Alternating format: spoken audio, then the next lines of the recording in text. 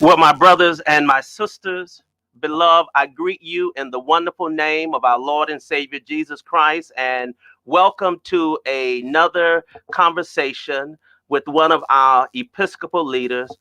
This evening, I'm so delighted to share with Bishop Kenneth Wayne Carter, the 55th Bishop of the CME Church. We'll bring Bishop Carter up in a few moments. He had been having some technical difficulties, and so we're waiting for him to link back on. But in the meantime, as any good preacher can do, I know how to filibuster until Bishop Carter comes back up. I know that he'll be up in just a few moments. Let me, first of all, thank and acknowledge Senior Bishop Lawrence Reddick and Sister Wendy Jones Reddick and the College of Bishops and their spouses for their continued support, comments, and for being a part of these conversations. Let me acknowledge Bishop James Walker and Bishop Thomas L. Brown and Dr. Teresa Duhart for their support in making sure that the announcement goes out to all of the members of the CME Church. And I am so appreciative to all of them. Let me share with you, too, as we await for Bishop Carter to return. And, you know, technology is something else. When it works, it works. And when it doesn't work, it can sometimes be a challenge. But I am certain that Bishop Carter will be back up in just a few moments. In the meantime, let me share a couple of announcements with you as it relates to upcoming programming for CME150 conversations with our Episcopal leaders. I'm excited that on this coming Tuesday evening, beginning at 7:30 p.m., I will have conversations with the family of our 35th Bishop, Bishop Chester A. Kirkendall Sr., and our 45th Bishop, Bishop Ori Broomfield. I am looking forward to those wonderful conversations with the families of those two great bishops, and I invite you to join with me on that. And then on next Sunday, at this time, it is my delight to share in a conversation with the 58th Bishop of the CME Church, and that, of course, is Bishop Sylvester Williams, and I'm looking forward to that conversation with him. This has been a remarkable experience, being able to sit down and to share with our Episcopal leaders and to go inside of their journey from their childhood, leading up to their call to the ministry, and through their educational experiences, their ministerial experiences, listening to them talk about some of the bishops, some of the historic bishops that they interacted with as ministers on their journey, and also, you know, just listening to how they received their call and the engagement from family and from friends. And this year is that opportunity for us to have these conversations. I'm having them with the Episcopal leaders and their families, but to have these conversations in your church with some of the elder members, those who have history with your church. It would be a wonderful project for our youth, particularly, but not necessarily, to sit down and to take their cameras out and to record conversations with the elder members to talk about the church, things that they have learned, past and present, some of the former preachers. This is a great time also, as we observe, to make sure that you have an archives committee in your church, gathering history, collecting material, obituaries, photos of the pastors. There's somebody in your church that has some collection of church history. They may have minutes and records from previous meetings and photographs. And so this is that time of year that we talk about, that we celebrate what makes our church unique throughout the country. documenting pictures of the church through its progression. Cemeteries, those of you who have cemeteries near your church. And so we hope that all of you will engage in taking time to document your own history and fleshing it out. So it's not just dates and names, but the experiences. People have wonderful memories about the church, and we are excited that we have. I'm still waiting for Bishop Carter, and I know that he will be here. He's been on twice, and somehow it kicked off, as technology can be sometime.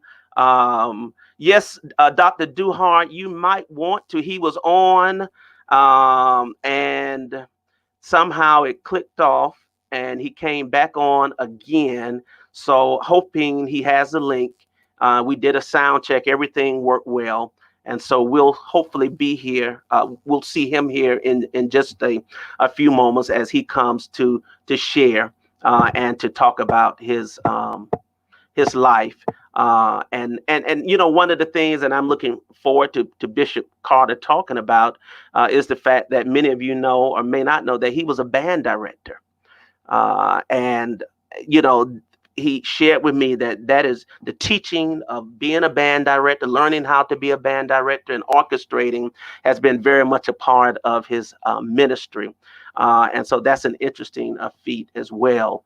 And so we'll just hopefully wait. In the meantime, I'm going to look at some of your comments. I always appreciate your commenting. And let me also ask you to host a watch party, which allows others to be engaged. I know Bishop wanted to make sure that the brothers and sisters in Africa, in the areas that he serves, would also be able to share as well. And we're hoping that that will happen in just a few moments as he comes. I pray that you had a great day of worship and praise. As you know, that June is Black Music Month, and it is that time that we celebrate the music legacy. And it's interesting because it was President Jimmy Carter who grew up in the tradition of the Black church in Plains, Georgia, that instituted Black Music Month, Black Music History Month, when he was serving as president.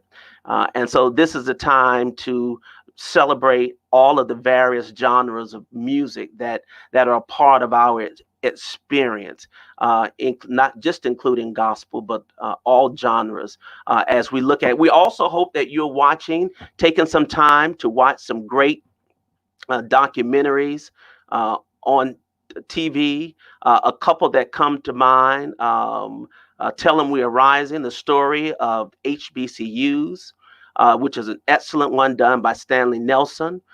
You can YouTube it, or you can find it on one of the stations. Also, the rape of Miss Reese. I can't think of her name. I watched that one yesterday, but it was such a poignant tale of just discrimination of our sisters during that era when white men felt that they owned the bodies of our African American sisters. It's an important story that should be told. Henry Louis Gates has several. Reconstruction is one of those, and several others. So hopefully you'll get a chance to watch that. And what I want you to do is just send up a little prayer right now. Bishop Carter, come on back. We're waiting for you. We know that you are somewhere in the sphere of technology, and we're waiting for you to click back on so that you can join us again. I have just resent him the link, and I'm trusting that he will be on shortly in just a few moments. So delighted to see all of the people watching, and I'm going to post a few of those that are watching, and so that Bishop Carter will know that he has many people who are watching. You know, he's a native of Mississippi, and so there are a lot of Mississippians who are watching. In fact, the church as a whole has given great leadership from the state of Mississippi. And that's just an amazing feat. And our bishop is on. Praise the Lord. Hallelujah. You made it back. I made it back. You cut me off. I didn't turn you off. You hit some with that phone. Well, No, if I listen, if I did, I apologize. I'm just glad that you're back up and on. How you doing, Bishop? thank you. I'm doing wonderful. How are you doing today, Dr. Skip? I'm doing fine, sir. We are so delighted to have you on, and I did a fairly decent job of trying to filibuster until I knew that you would be back on. But again, Bishop, we're delighted to have you, our 55th Bishop of the CME Church, Bishop Kenneth Wayne Carter. Bishop, I'm gonna put a picture up, and just tell me what comes to mind when you see this picture. Let me see if I can find it. And I appreciate all of the wonderful images that you share with me to help to kind of tell your story. Let me start with this picture right here. Who is this young man right here, Bishop? I don't know who that handsome brother is.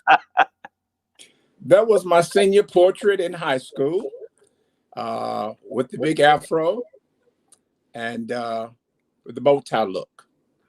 With the bow tie look. Yeah. Well, but before the big afro, we got this picture here. That's my baby picture. That's your baby picture. Wow. Yes. That is nice. Bishop, tell us about your mom, your mother.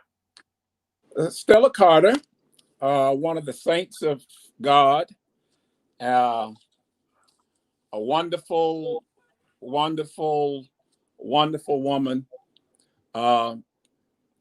She joined the City Road CME Church when we moved into the neighborhood. Well, when my mother and father and my older sister and my older brother moved into the neighborhood under Dr. J.Y. Trice. And my mother served at the City Road CME Church in every position there was, except for pastor of the church. From janitor to chairman of the studies boards, director of Christian education, Sunday school superintendent, usher. She served everything. Class leader.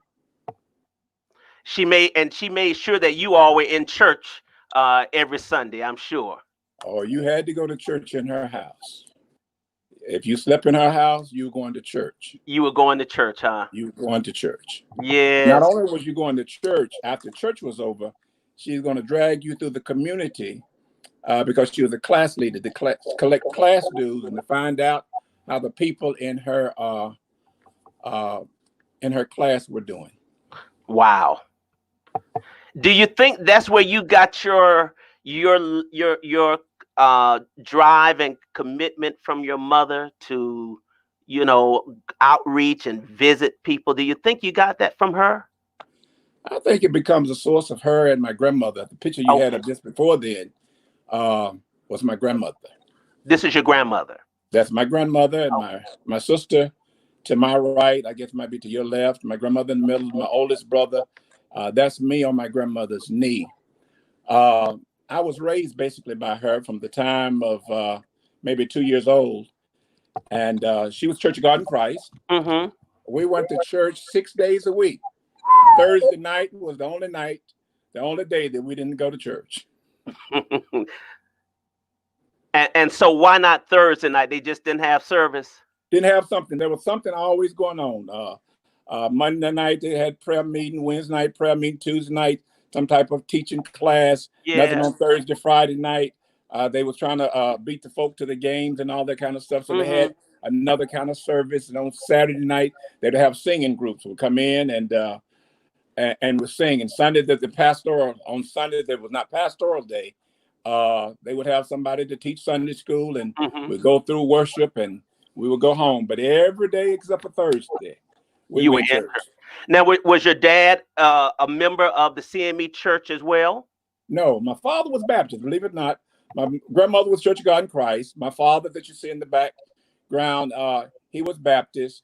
My mother joined City Road. My mother was Baptist to start with at Mason St. Luke. But she joined City Road when Dr. J.Y. Trice became the pastor, because he evangelized the neighborhood, and he was the one that told my mother, leave that boy alone. I was running underneath the pews and things. He baptized me as a baby. Right. And he said, leave that, but he's going to be a preacher just like Dr. Trice. Wow. And believe it or not, his prophecy, like my maternal grandmother's prophecy, came to be that I was going to be a preacher. So Bishop, you a combination of Methodist, Pentecostal, and Baptist. That's a lot going on. There's a whole lot going on. Yes, sir. But it had to be a rich experience for you growing up. And tell us about Corinth too, Corinth, Mississippi, or as you say, Corinth, Mississippi. Well, our people call it Corinth, Corinth, and the other persuasion called it Corinth. Corinth. Okay. Corinth was to me during that time was a decent, wonderful place to grow up. Like I shared with you earlier, that I was raised by my grandparents, my grandmother, and my step grandfather. Okay. And I lived with them because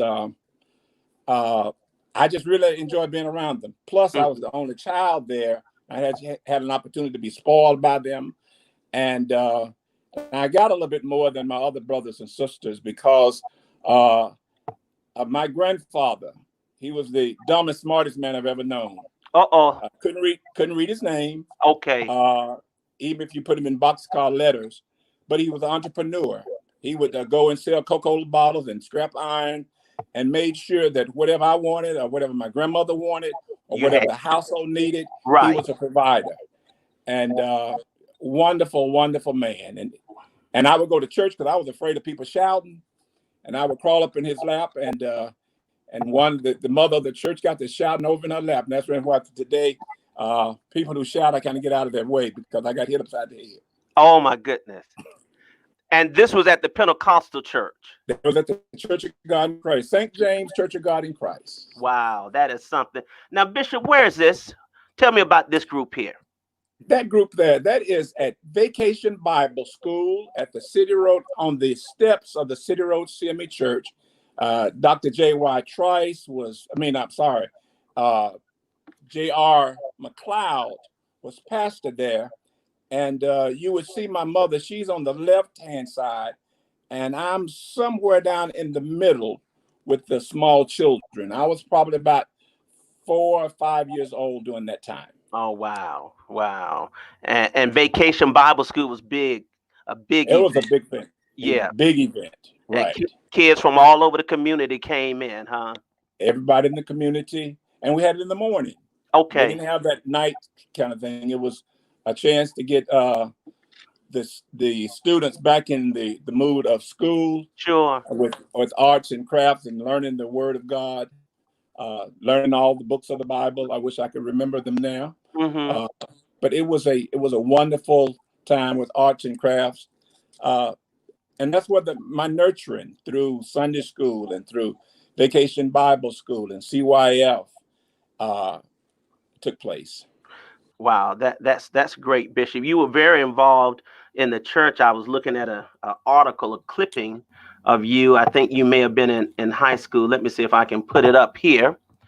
And it says Kenneth is a licensed minister, associate pastor of City Road, president of the East Mississippi Annual Conference Youth Department, vice president of the Mississippi Leadership Training School, senior, former president of the Busy Juniors Club, former vice president, and member of the CHS band. And also you just stay busy, huh? You always. Yes, my grandmother made us be busy all the time, as well as my mother. Right. I think the more you do, the less trouble that you will find yourself in. Right. That was a wonderful, wonderful experience, especially going through the integration period, and to be president of the Busy Junior. That was the African American club that we would have together to socialize, because at that time the African Americans were having their proms at one place, and our brothers of, as my granddaughter would say, the clear people would have their prom at another place. But the Busy Junior Club was the place for us together and to still have the holistic experience of being in high school. So, Bishop, talk about for a moment, and I think it's very timely that, as you know, the legislatures in Mississippi decided to remove this flag from your home state. Growing up in Mississippi and experiencing various race relations with white folks, tell us what that means to you to know that this flag is coming down, and reflect on your childhood and youth growing up in Mississippi. Well, I think it's so important that the flag goes down because there's been so much separation and division among us.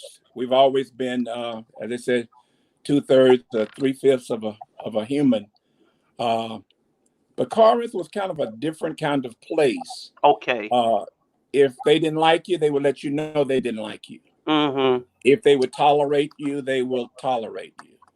And I never experienced overt there was racism until I tried out for drum major at the high school with only 3 blacks in the band out of 100.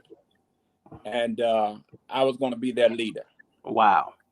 And knowing that I was out of the 6 that was trying out, I was the best in the crew, only to discover because they decided to give me a what you call this kind of a constellation prize to make me student conductor. Oh. I would conduct one song at state competition for rating, but Okay. I was not going to be out in front of the band leading this predominantly Caucasian band. How did that drive you? I mean, and honest, what were your honest feelings? Were you hurt by not being selected, or did it just push you to excel more? It hurt me by not being selected because the year that I tried out, I went to Mississippi State University band camp and participated in the drum majors competition. And they have 4 competition: Cassavant, Signal Baton, Mace, and Freestyle drum major. And Mm-hmm. out of that, over the whole state of Mississippi, I ranked first in 3 of the 4 events. Wow. And the director, Mrs. Crowder, I'll always remember, she was wondering why I was not band director. I mean, I was not drum major Mm-hmm. because that the girl that was drum major of my band, of our band, she didn't rate in any of those. Wow.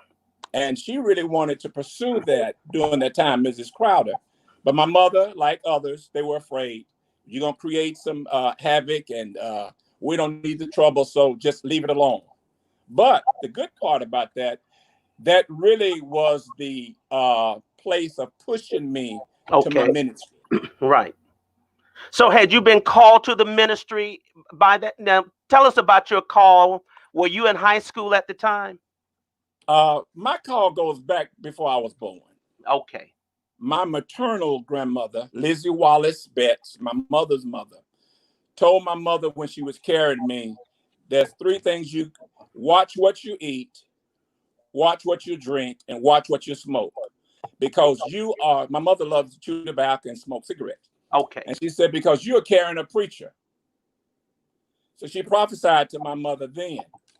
So the sad thing is, my grandmother, Lizzie Wallace Betts, died before I became a year old. Mm-hmm. So I guess that's the reason why I almost transferred over to my paternal grandmother to kind of raise me, because I guess I needed that nurturing. I needed to stay in the church. I needed to be grounded, even though it was in a different denomination. But it really, that incident of being drum major really pushed me to my calling. Matter of fact, I was a peculiar kind of child. Okay. At the age of 4, when kids wanted toys and guns and all of this, I told my mother I want a drum, a tambourine, a wallet, and a pair of shades.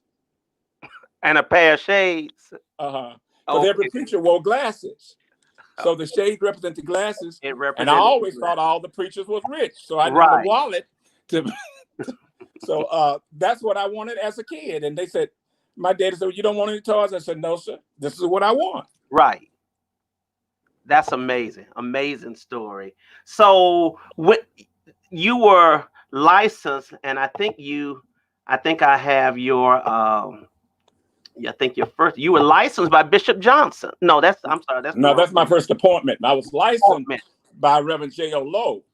He was Okay. my presiding elder. All right. Reverend S.B. Richardson, uh, who played a key part of my life, he saw something in me then, uh, uh, and he allowed me on Sunday nights Mm-hmm. to do the Sunday night service. And Okay. he lived in Columbus, Mississippi, which was like an hour and a half, almost 2 hours from Corinth. But he would stay there and be my supporter. Mm-hmm. And, there was not about 10 or 15 people would come back to night service. But every Sunday night I had an opportunity to to give my expression of my praise and worship to God through our night service. Do you remember when you did your first sermon? I sure do. What was it? What was the topic? Mr. Big Stuff, who do you think you are? Oh, wow. Tell us about it, Bishop. Well, let me tell you about the experience. It was every fifth Sunday, we would have youth Sunday on the Okay. Sunday. And so on that particular, it was the fifth Sunday in September. Uh, uh, and Reverend S.B. Richardson kept it secret from everyone. Mm-hmm. And he said that on Sunday, I want you to speak to the youth. And matter of fact, the district youth was there also. So I had my little sermon, Mr. Big Stuff, who do you think you are? I Yeah. still see it in my mind now. It was written on Holiday Inn stationery and in green ink. Green I ink. don't remember what I said, but I can still see that paper. But when he announced and introduced me, we was all the youth was in the choir. And as soon as he introduced, he said, we're going to have a special guest speaker. He didn't say preacher, a speaker this morning. And Brother Kenneth Carter going to speak. My sister just jumped up and said, I ain't going to hear that devil preach. And she walked out of the church. My What? mama scolded her oh, yes. My mama scolded her for that. Because they knew all along that I was a preacher. Because I'd leave church and go home and re-preach the preacher's sermon. Oh, wow. But when I was actually called to ministry, Uh-huh. that one right there, that's my sister. Right. When I was called to ministry, I didn't want to go. Why? And that was the reason why the drum major piece played a part in that. Because when I went to camp and I came back that Saturday, and my father had me cutting the yard, I was talking to God. I was talking and complaining to God. I said, God, why is this? Why, with me being that good on a state level, I can't be a drum major in a little local band? Mm-hmm. And I heard him as you're listening to me now. He said that because I've got something for you to do, and when you do what I want you to do, you get the things that you want. My Lord. I turned the more loose and turned around because I was for sure somebody was hearing me. I thought I was talking out loud, and somebody was hearing me and playing games with me. Mm-hmm. But that was the voice of God. And the first person I shared that with was with Reverend Roland Long. Okay. He was out of our church, and at that time he was pastor in the Jones Chapel CME Church in Iuka, and he was in school at Garrett. And he was home that weekend, and I said that I need to talk to somebody. This is heavy, weighted on me. Right. It was weighty, and I just didn't. And he shared with me about his call, and he carried me to Reverend S.B. Richardson and said that this boy has been called to preach. And Reverend Richardson said, I've known it the whole time, and I was getting him ready for it. And so at the next quarterly conference, presiding elder J.O. Lowe, Dr. J. Otis Lowe, James Otis Lowe, asked me all these questions. And then finally the church quarterly conference voted to give me license. Wow. And how old were you then, Bishop? I was 15. You were 15 I was 15. in high school. So how did it change the dynamics in your household with your siblings and with your parents? Now you've accepted the call, you've been licensed. Did it change anything? They already knew that it was to be. They knew it was to be. Mm-hmm. My brother that's next to me, he was kind of like my sister. He agitates, but still today he's the same. Which That's brother is Scotty. that? He's the one in the middle, Okay. back in the back. I'm the youngest. He's next to me. That's Willis Senior, who's the tallest, the skinny one, and my Okay. sister. He would always take jabs at me. You're supposed to be a preacher, and you ought to do this, and you ought to do that, and et cetera, et cetera. But it was. They knew it was there. They knew early that I was going to be in the ministry. I knew too, but I didn't want it at that time, because growing up and you can't do this, you can't go to the parties, you can't do this and that and the other. This the stigma of what a preacher is. So I didn't want that at that point. Right. You If just if I could have heard that call when I was 8 or 9 or earlier, I'd have been fine. right. But that was my tug of war with God. Ah, tug of war, huh? Hmm. Yeah. But he won. But I gave him a battle, but he won. Well, Bishop, before we move on and get to your University of Mississippi days, I know two of your Episcopal colleagues are watching. Senior Bishop Reddick and Mrs. Reddick are watching, and Bishop Marvin Thomas are watching. So if you like to greet them, we always allow that opportunity. I give honor to the senior bishop of the church, Senior Bishop Lawrence L. Reddick III, and Mrs. Wendy Reddick, as well as one of the great bishops of our church, Bishop Marvin Frank Thomas. Thank you all for being here and sharing this moment with me. But pray Thank for me so I can get through this process. you gonna be fine, Bishop. So tell us now, and I know we're gonna talk about him a little later, but I just see that Bishop and Mrs. Marshall Gilmore watching as well. Thank you, my sponsor, my dad, my mom. Uh, I am who I am today, the good part of me, Yeah. because of Bishop Marshall Gilmore, Mrs. Yvonne Dukes Gilmore. Hmm. I'm so grateful. If I had $1 trillion, it still wouldn't be enough to honor them, because they have been uh, true troopers for me and for my ministry.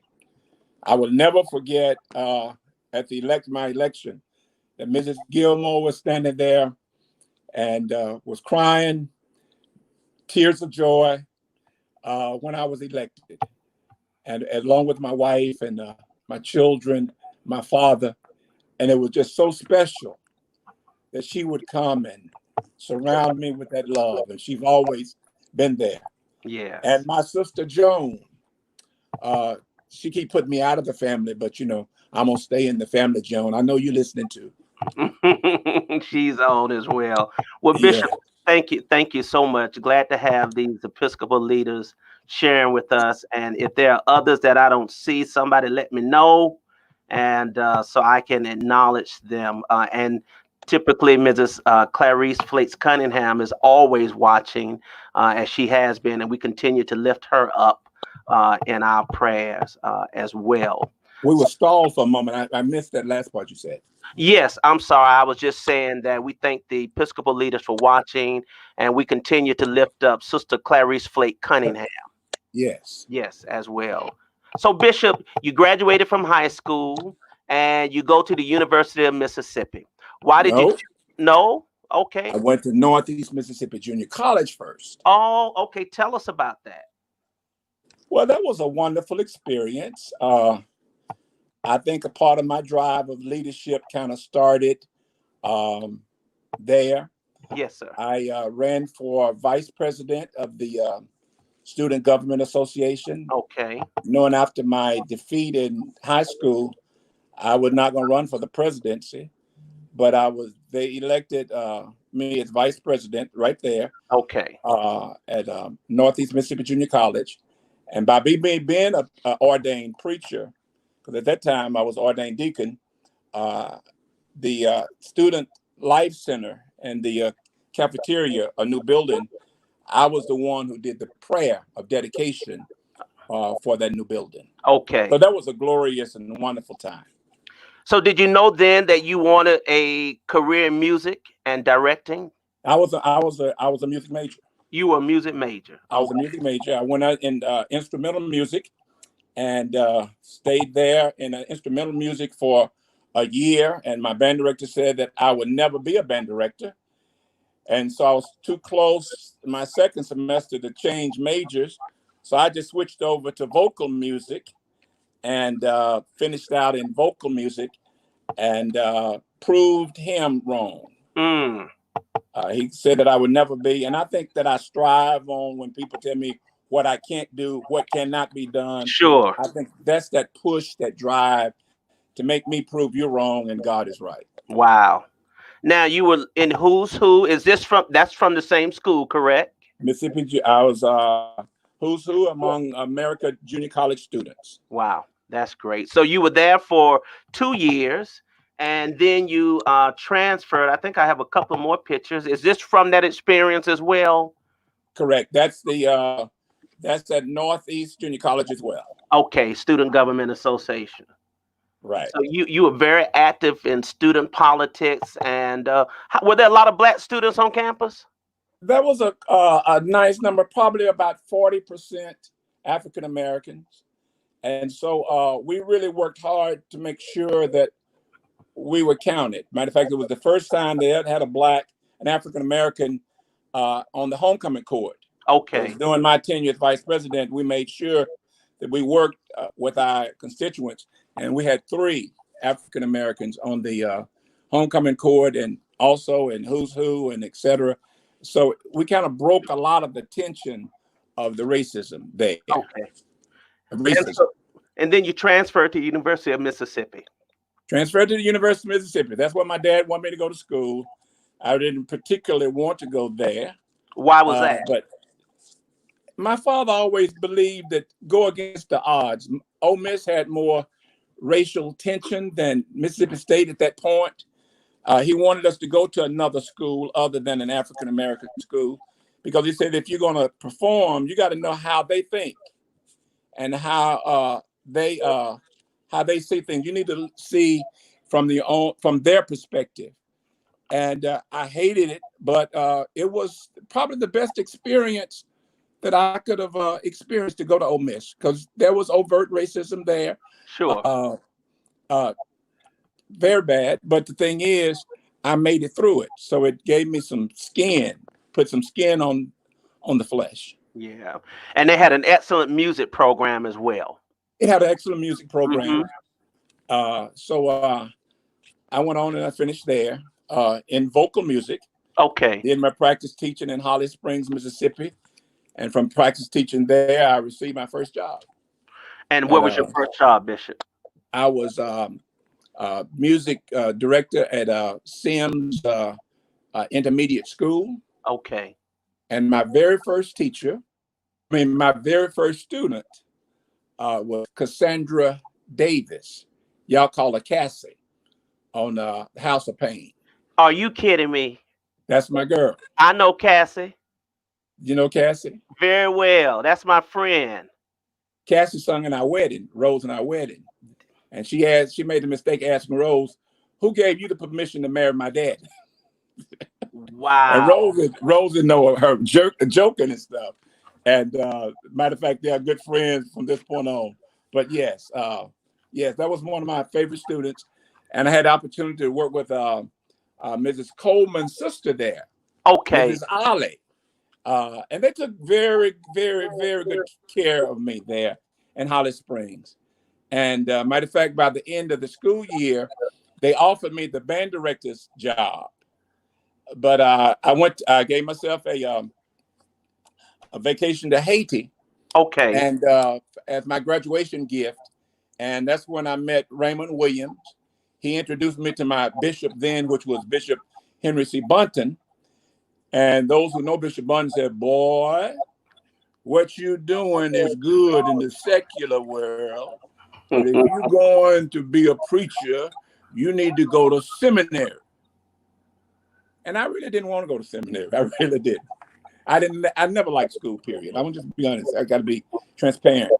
But he pushed me and pushed me and pushed me.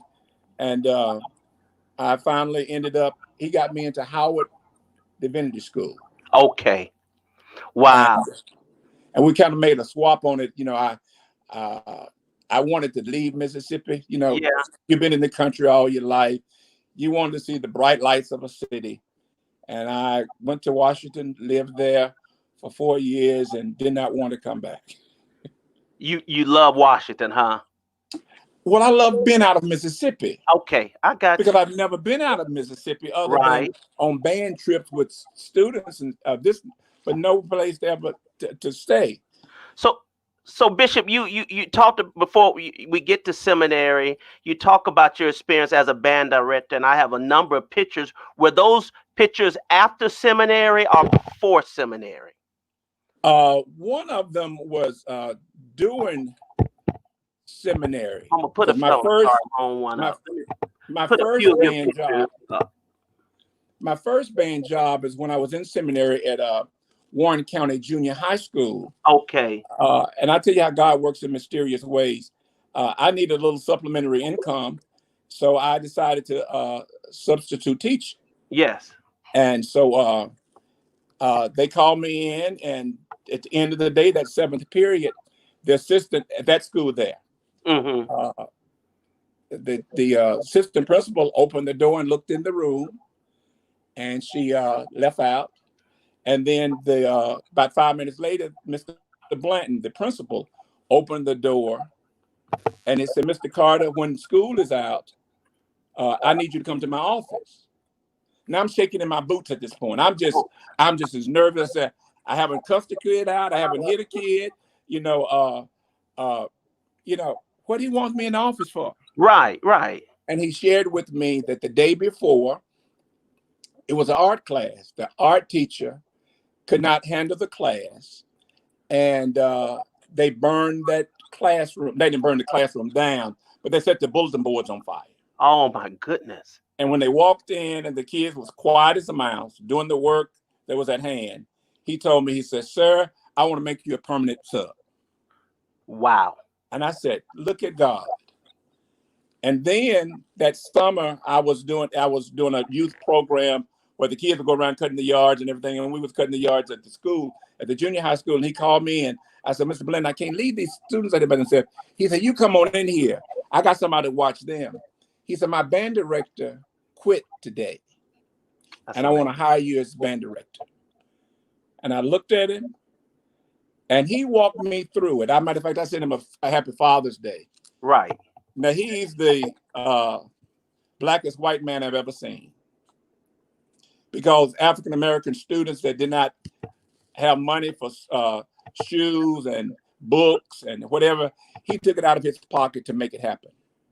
And he gave me the band program. He Mm-hmm. allowed me to run it my way.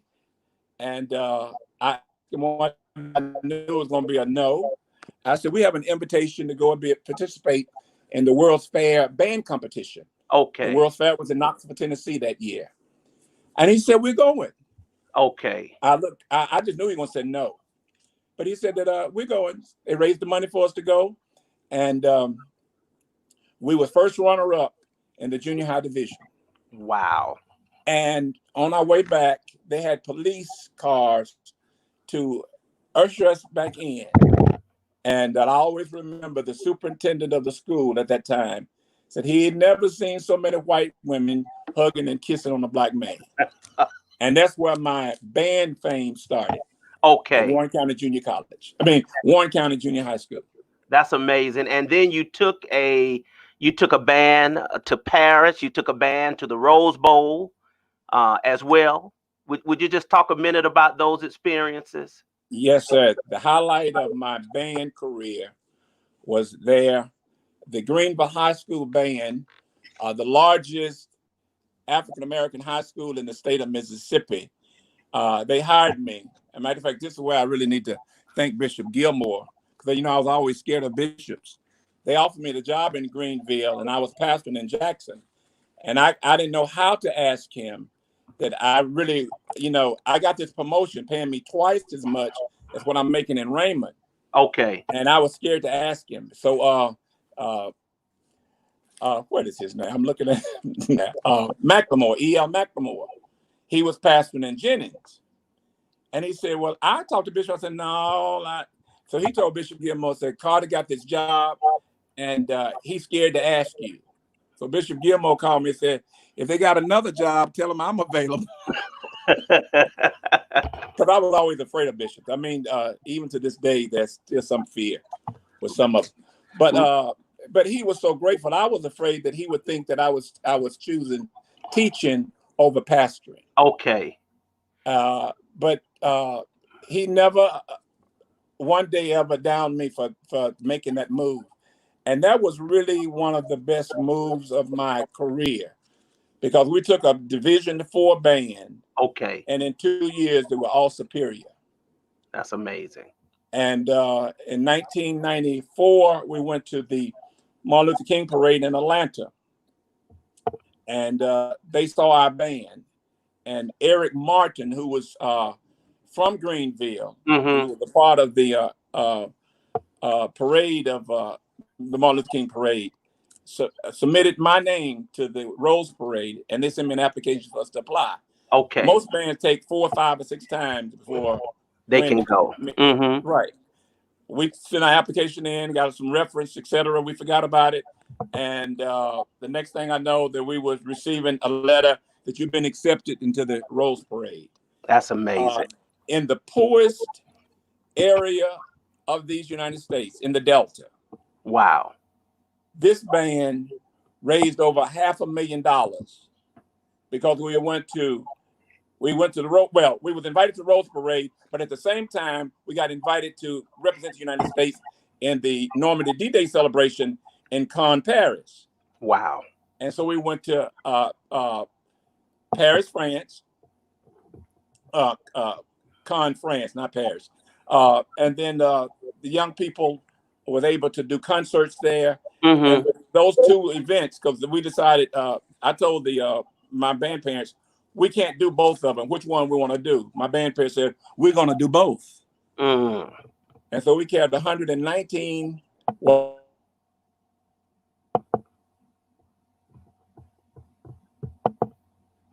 And it was the delight of my life, because everybody always said how polite and mannerable those kids were. And they wrote my principal a letter and the superintendent a letter. So we've never seen kids, the flight attendants and pilots. So we've never seen kids this discipline. That had to be an amazing experience for the kids, to travel. I'm sure some first time on a plane. That was their first time on the plane. On a plane, to travel to those areas. And only 5 out of 19, out of 120, had ever been outside of the state of Mississippi. Wow. And Jackson is the furthest they've ever been, because that's where the state band festival was. That's amazing. And there's never a week go by that I don't hear from one of them to say thank you.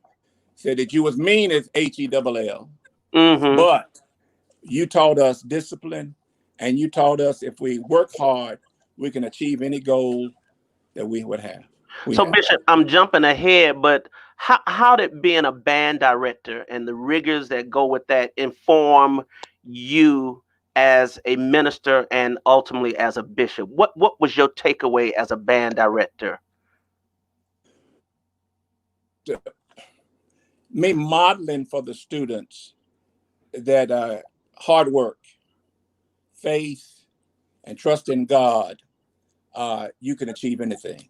Okay. But the band director piece is so many pieces going on at one time. But it was, to me, the thing that I really enjoyed about it, because I was a competitor.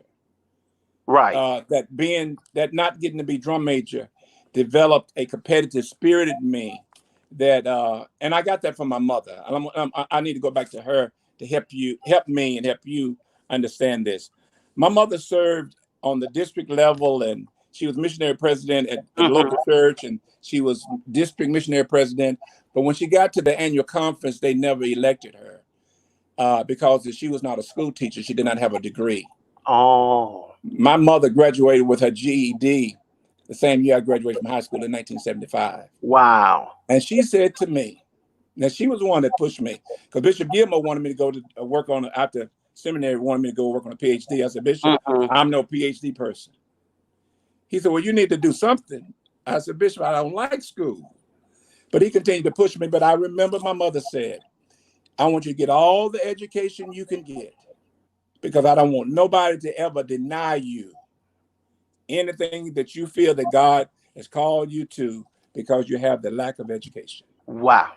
Between Bishop Marshall Gilmore and Stella Carter, Okay. I really believe at this point I'm a bishop in the church, because they pushed me to that point that you can be it. If you can dream it, you can be it. And at this point, I need to say really a thanks to Bishop Gilmore, because he sent me a letter. He wrote a letter at 2:00 in the morning, one morning, because I'd given up. I decided after my first run for bishop, I was not going to run anymore. Mm-hmm. And evidently he felt it in my spirit, or I told him. He wrote me a letter. He said, son. No, he didn't. He didn't say son. Let me put that back. He said, Reverend Carter. He said that I don't know when the church is going to elect you, but the church is going to elect you. He said, so don't give up. Don't lose hope. Mm-hmm.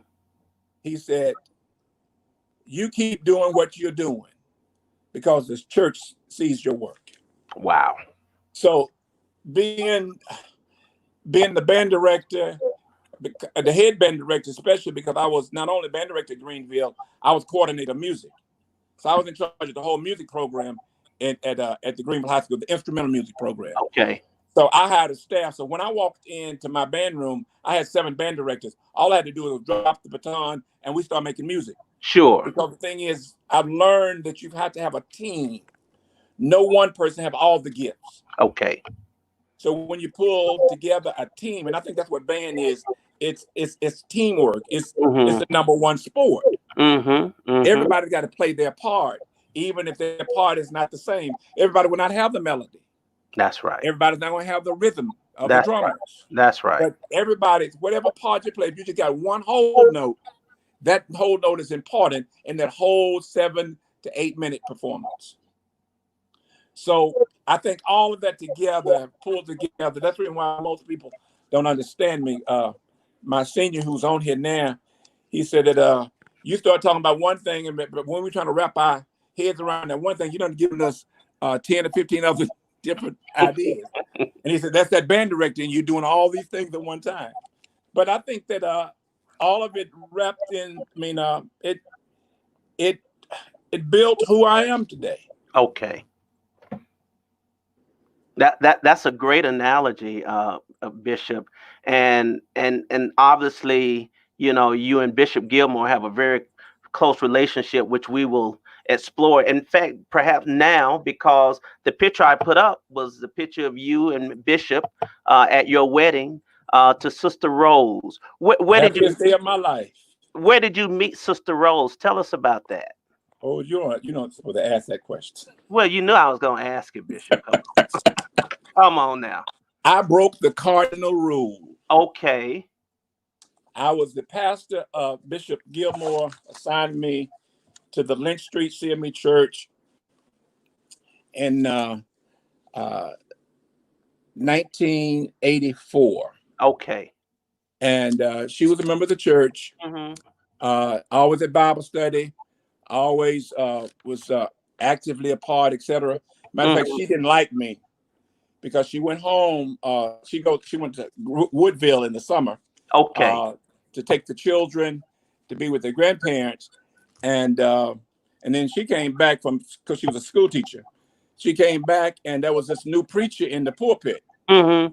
Remember that she came out of a Baptist background, so she didn't know.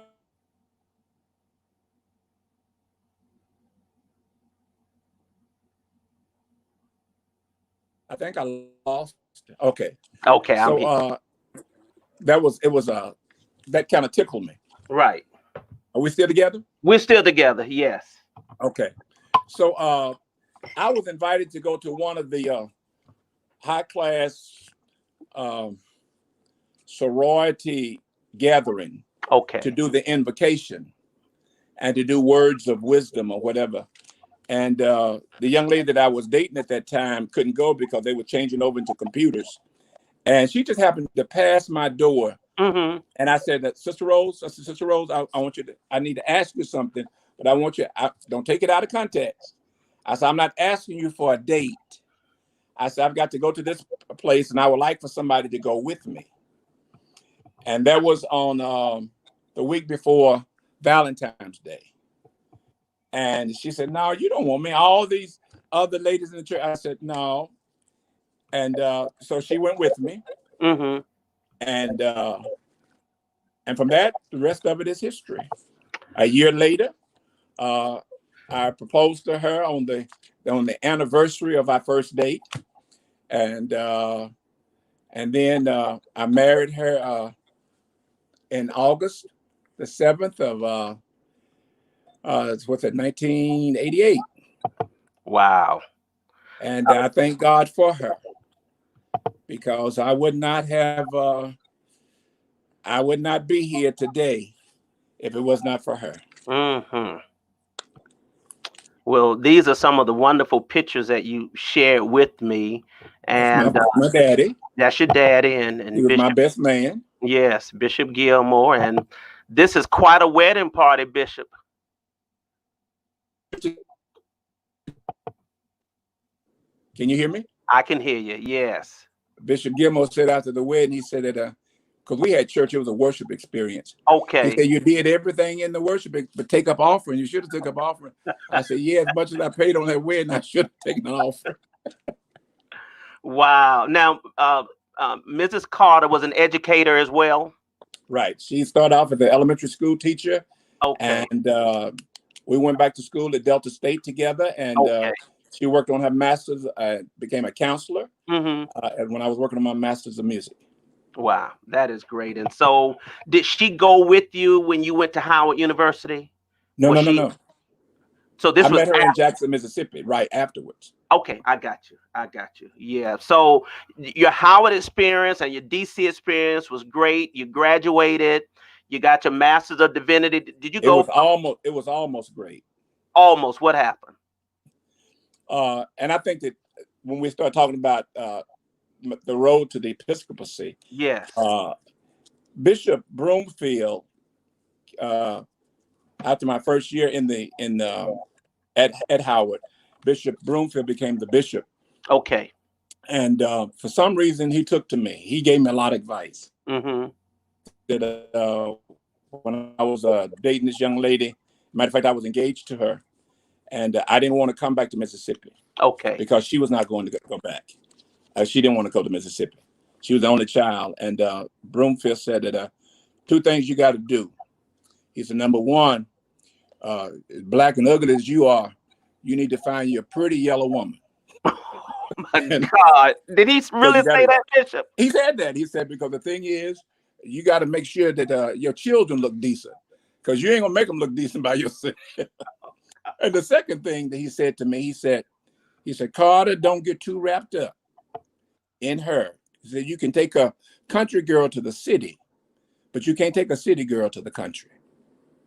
And I got so mad with him. Wow. And he kept telling me, he said that, and then during annual conference, before annual conference, he told me, he said, well, you're going back home. I said, I don't want to go back home. He said, well, you don't have to go back home, but I'm not going to give you an appointment up here. Mm-hmm. He said, because you will never accuse me one day of keeping you from being a bishop. Wow. He said, you've got to go back to Mississippi. And you need to say thanks to them for sending you. Mm-hmm.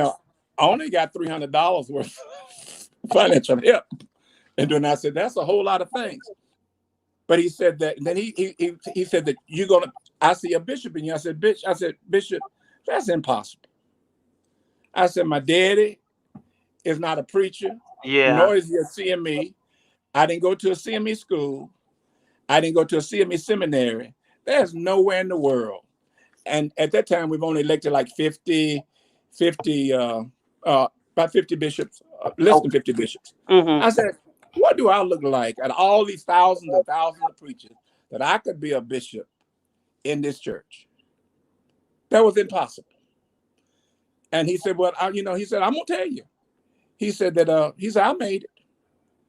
And he kept pushing me, And then Bishop Gilmore had planned to send me to Lafayette, Louisiana. Okay. And he called Bishop Gilmore. He said that because he called Bishop Gilmore at the time the white bishop. He said he needs to go to Mississippi. He said, you can't move somebody in Mississippi.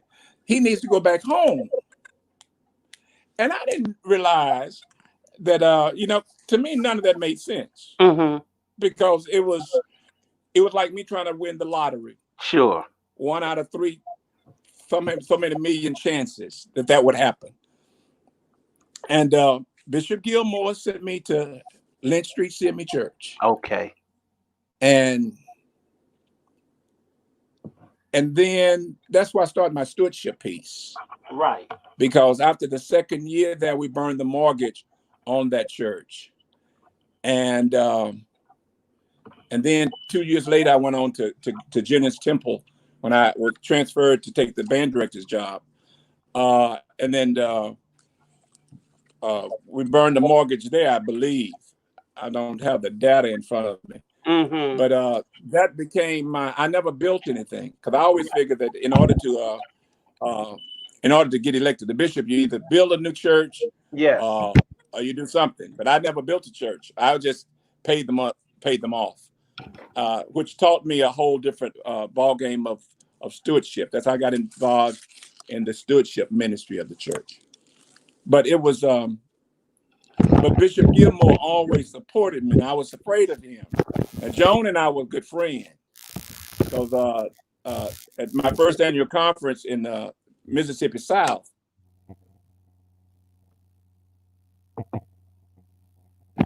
was the guest bishop.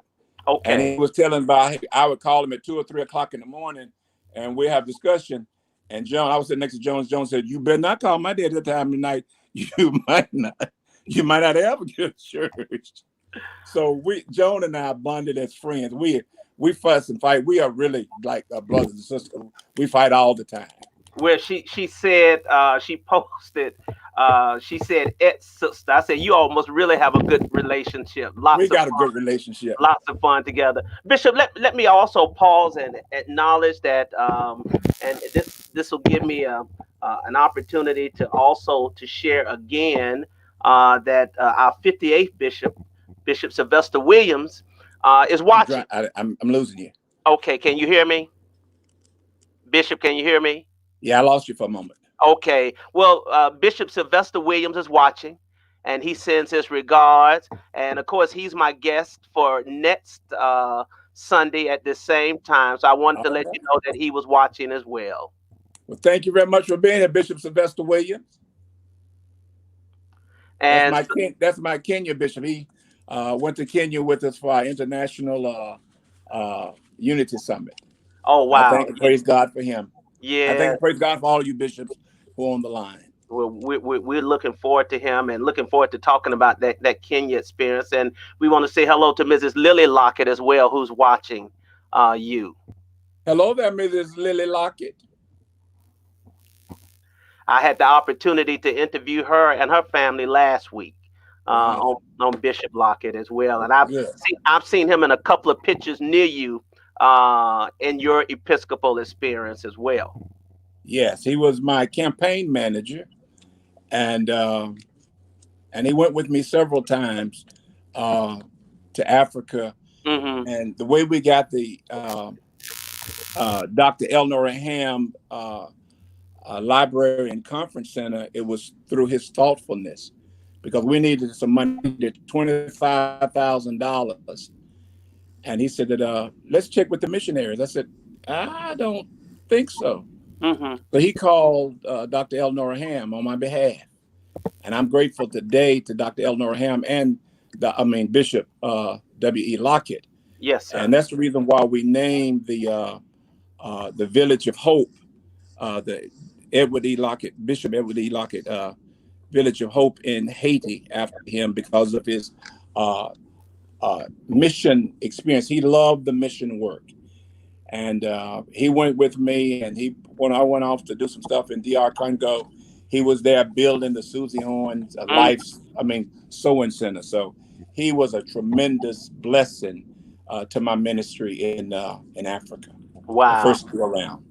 That is great, Bishop. So tell us about your ministry. You were at Lynch Street, and how long did you stay there? And was there another appointment? We're just trying to walk you to the road to when you were elected bishop. So tell us about your ministry, Bishop. Well, I was. You want me to start from the beginning? Or you want me to start from Lynch Street? No, just start from Lynch Street. Okay, Lynch Street.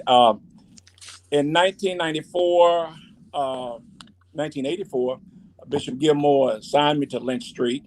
Okay. The first church, I call it the first church in the fourth, but it's definitely the first church in the state of Mississippi. Mhm. And we had a very successful ministry there. We burned the mortgage in 1986. Yes, sir.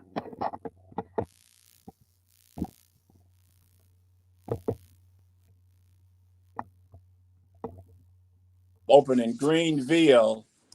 He assigned me 1988 to the Jennings Temple CME Church, 1988, and I stayed there till 1991. Mm-hmm. And it was, and he'd always tell everybody. I'm glad he's on here so I can tell him that he said, I made my own appointment. He said, I sent myself to Lynch Street, and then he said, I made myself a presiding elder. But when we were, so I pastored Jennings Temple from 1988 to 91. Okay. And in that process, we merged conferences. The Mississippi and the Mississippi and in the South Mississippi Conference merged together, and the North Conference, North Mississippi Conference, and the East Mississippi Conference merged together. Mm-hmm. And when we were doing the merging process, most of the districts, we just put two districts together. Okay. But the Columbus Meridian District was a fragment of one full district and a fragment of another one. And I was sharing with him that night, I said that you're going to need to put your strongest elder at this district because all the rest of them they were in whole. So okay. I received this call. Well, the morning before, we were trying to elect missionary presidents. This was the first. I'm hosting the annual conference in Greenwood, but yet I'm in Singapore at the World Methodist Conference. Wow. So I called Jeff, the presiding elder, he was not presiding. Yeah, he was presiding elder at the time. And we were trying to get Mary McLeod elected missionary president. Okay.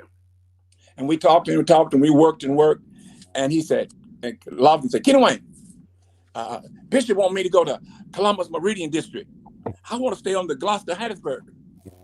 And I said that, he said, and he's going to give me the Sanders Chapel Church. I said, you'd be a fool not to take that appointment. I said, you'd be crazy. Mm-hmm.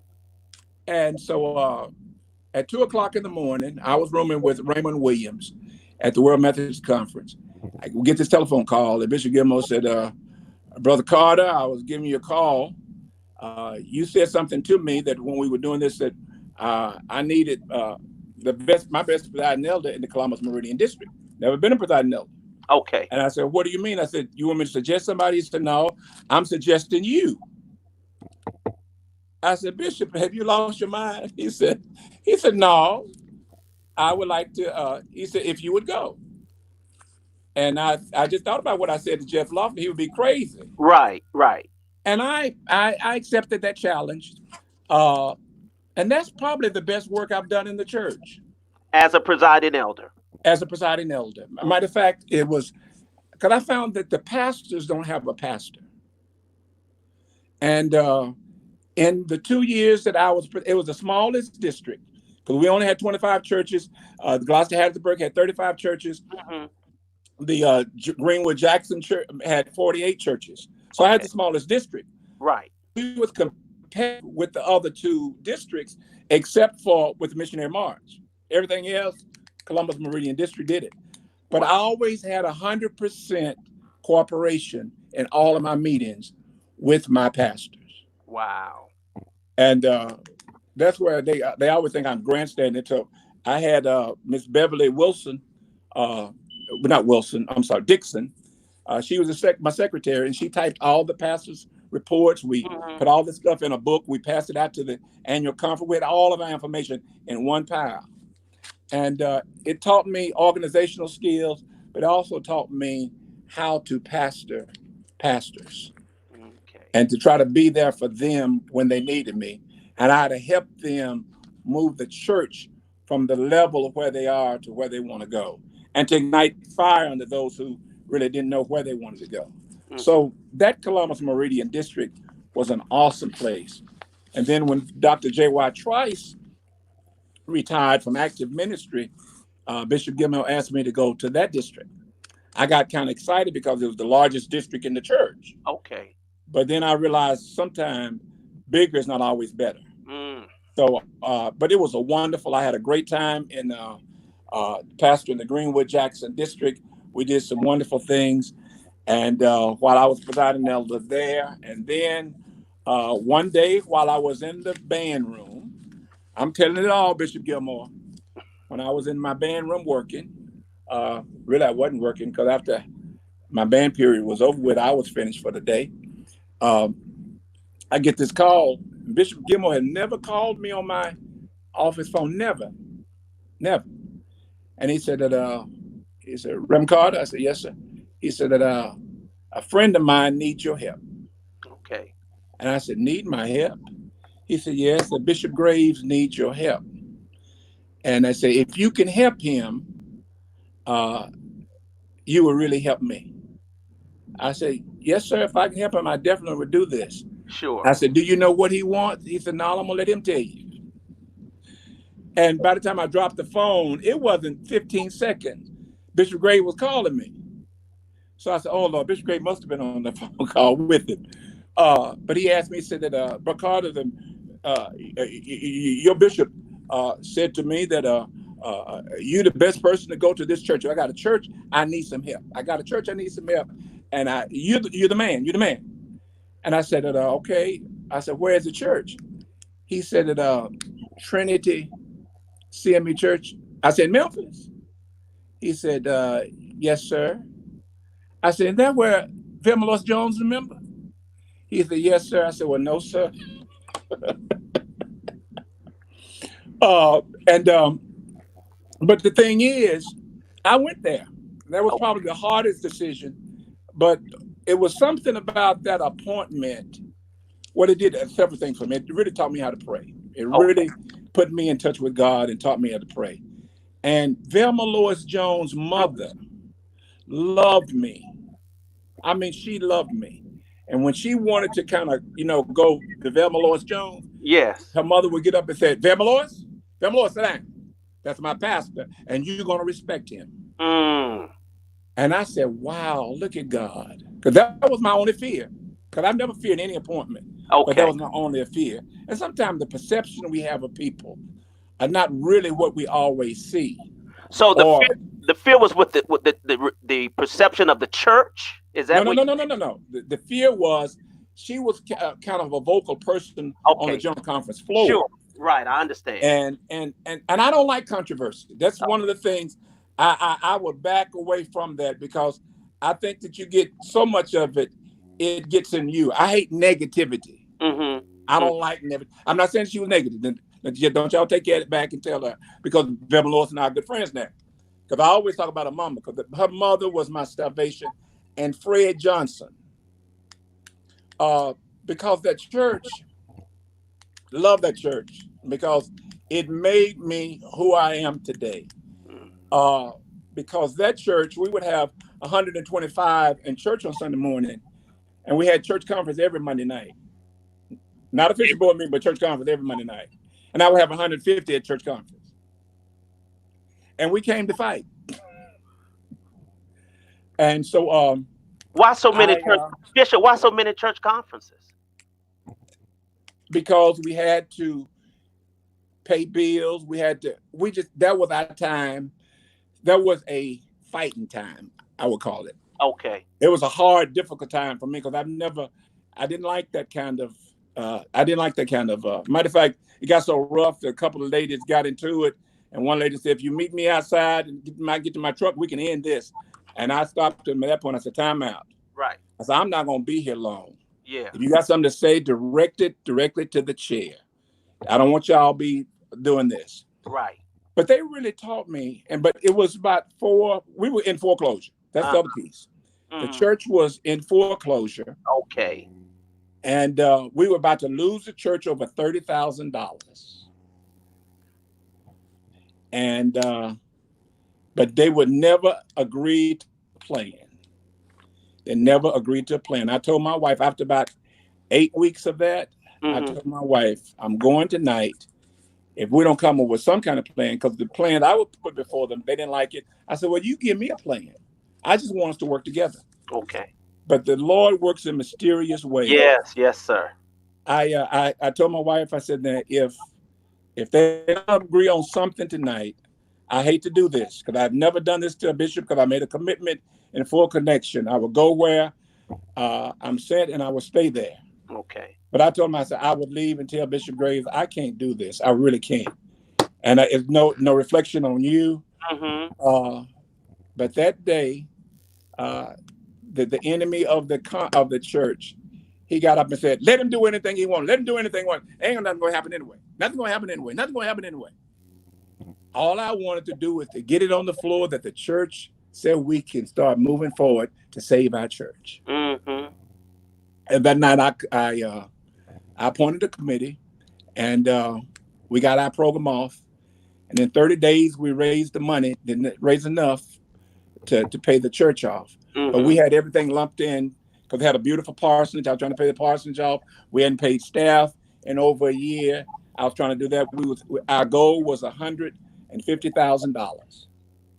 And I got in trouble for that, Bishop Gilmore. I'll tell you about that later. Because I called a couple of my bishops that I knew that would help me, and they Right. sent me money. But they only raised $78,000 of the 150 we planned to raise, and I went into semi-depression. And Dr. P. Gagne Hentrell, who was one of the pastors at Trinity, Mm-hmm. he kept trying to get my attention. He was sitting in the back. He never would come and be in the pulpit. And I kind of ignored him because I was hot. I was not angry, Sure. but I was disappointed Okay. because I said we probably would get 100, but I was shooting for that 150.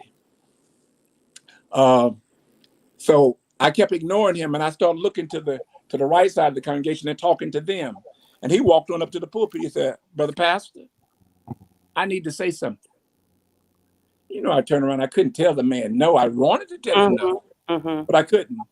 And he said to that congregation, which made a change, God works. I tell preachers all the time, God works if you let him work it out. Mm-hmm. He stood up, he said that, I've been your pastor, and I've always considered myself as the best pastor this church have ever had. He said, but y'all got a pastor now. This man loves you all, and this man is for you all.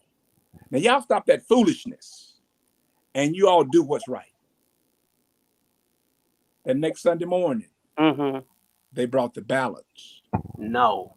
of the money for the $150,000. We burned No. a mortgage on the church. We paid everybody's salary. It was a fight to pay the salaries, Sure. but we paid the people's salary. We did everything but to pay off the parsonage. But Bishop, let's back up for a second. Why didn't you want to acknowledge him or recognize him Because just because he was a former pastor? I was told by my predecessor Okay. that he would take and run the church, and he would, and Sure. and that taught me another lesson. You can't listen to what other folks say, because what some would do for one pastor, That's it's not right. necessarily they're going to treat you that way with Yes. another pastor. Yes, sir. And that really taught me that church the stress of that church took my health. Okay. So I almost died 3 times. And the stress behind that. And I was just looking so far because Bishop Gilmore said, I'm going to bring you with me. And I just knew I was only going to be there 1 year. That was my goal. Just 1 year. Mm-hmm. I can make it to annual conference. I can make it to annual conference. And he was told that I wanted to stay. And I said, no, sir, Bishop. I said, if you want me to lead the church, I really can't stay here. Okay. I didn't know what was going on in my body, but I knew there was a change in my body. Sure. And And then he said that, okay. He said, you go in and talk to Bishop Graves. When he released you, I'll take you. Okay. And that's how I got to Carter Metropolitan. Oh. And I don't understand. God has a peculiar way. And I keep asking him, and the only word I'm getting is, I said, God, why did you put me through that to send me to Carter Metropolitan? Mm-hmm. There was never, in my 10 years there was only one time that we did not have a unanimous vote on any issue that we had. At Carter. At Carter. Mm-hmm. And that vote was 29-1. Wow. Wow. And I just said, God, why did you do this? Mm-hmm. And he keeps saying to me, you would have never appreciated the Carter Metropolitan If you had if not you gone. hadn't gone through a Trinity. That's right. And now I look back over it. Trinity molded me a lot. Mm-hmm. Trinity made me grow up. Trinity made, because there was times, only time I ever heard my wife cuss. And that's when I don't talk to her about church business. Yeah, she didn't do the heavy words. Okay. But somebody told me, one of my members said, Reverend, we don't like you. You don't let us fight at church conference. And Rose jumped up in the bed and stood on the bed and said, if they want to fight, they need to call Mike Tyson. and I just fell out laughing. She said, that ain't funny. Right. You don't fight in the church. The church Right. ain't a place to fight. But you got to have those hurdles in the road. Sure. To build what God, because God saw what I was going to go through later. Mm-hmm. And he had to build me to that point, mm-hmm. to not to give up, right. to fight on until the victory is won. And so you spent 10 years at Carter. 10 glorious, wonderful years at the Carter Metropolitan CME Church. Yes, sir. Can I tell you a joke about that? Yes, please do. I went back to Holly Springs right after I received the appointment at Carter Metropolitan. I was band director at Holly Springs High School. I left Greenville and went to Holly Springs, and there was a band camp. My best friend I hired him as my assistant director because I wasn't planning on going because I hadn't heard. And they said that, you in Texas? I said, yes. They said, what's the name of your church? I said, Carter Metropolitan. You've been down there 2 weeks and they done named the church after you? But that was a good match. Carter was a good match. And I hope and pray that I did something that was helpful and meaningful in that ministry. We burned the mortgage twice at Carter Metropolitan. Mm-hmm. Wow. And I did something that was I thought it was going to be controversial, but it was not. What was that? I went to a church conference one night because after Bishop Gilmore had worked so hard to save Texas College. Yes. There was nothing named in his honor. And he had always said he didn't want nothing named in his honor until after he died. Okay. But I felt his stress because he walked out of the office, walked out of our spring meeting once, and he asked me, he said, he's so bright, always breathing. I ain't never seen him. He said, where am I going? I said, where are you going? Mm-hmm. But the thing is, after he got the Texas College piece, we were getting ready to dedicate not dedicate. We was getting ready to burn the second and final mortgage on the church. Okay. And I asked the church company, I was going that night. I always would run things by Mama Riggins. Mama Riggins was a charter member. Okay. She was 2 years old when the Carter Metropolitan Church started. Okay. Matter of fact, I had on her shirt this morning. And I normally run everything by her because I don't want any surprises at church conference. Right. So I didn't run it by her that night. And I was getting ready to make the appeal to think about, not to vote on it tonight, but to think about naming the fellowship hall after Bishop Marshall Gilmore. Okay. But the Spirit of the Lord told me right before I did that, he said that all the rooms, in order to pay off the mortgage, everybody purchased a door. Okay. And purchasing the door was like $5,000. Your name went up there, the member name. So the Spirit said, name the chapel after Mama Riggins. Mm-hmm. Because she's the oldest and the only living member in the original church. Okay. And I followed the lead of the Spirit. And then they voted unanimous. And then I said, I got one other thing. This is a very controversial issue because I know your history.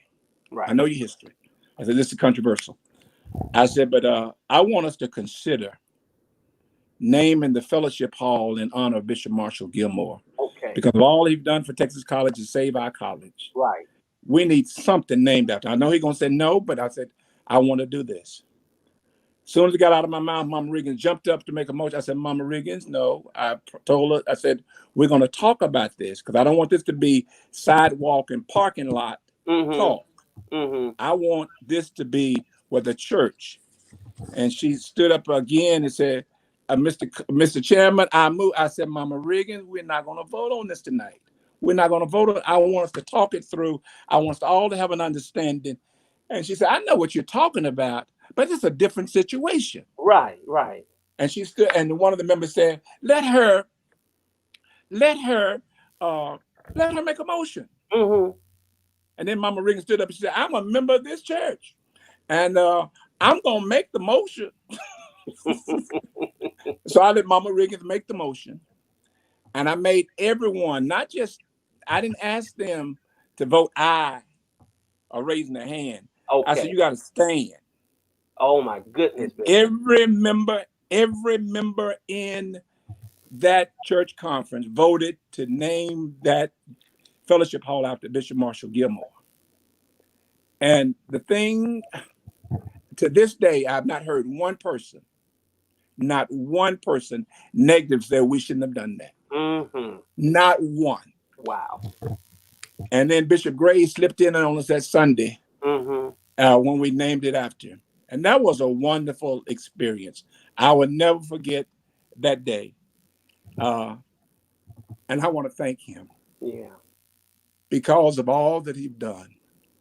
And I say this out of pain, but because when I was in Georgia, and we were going through what we went through with Payne College, I have a better understanding now what he went through when he went through for Texas College. Yeah.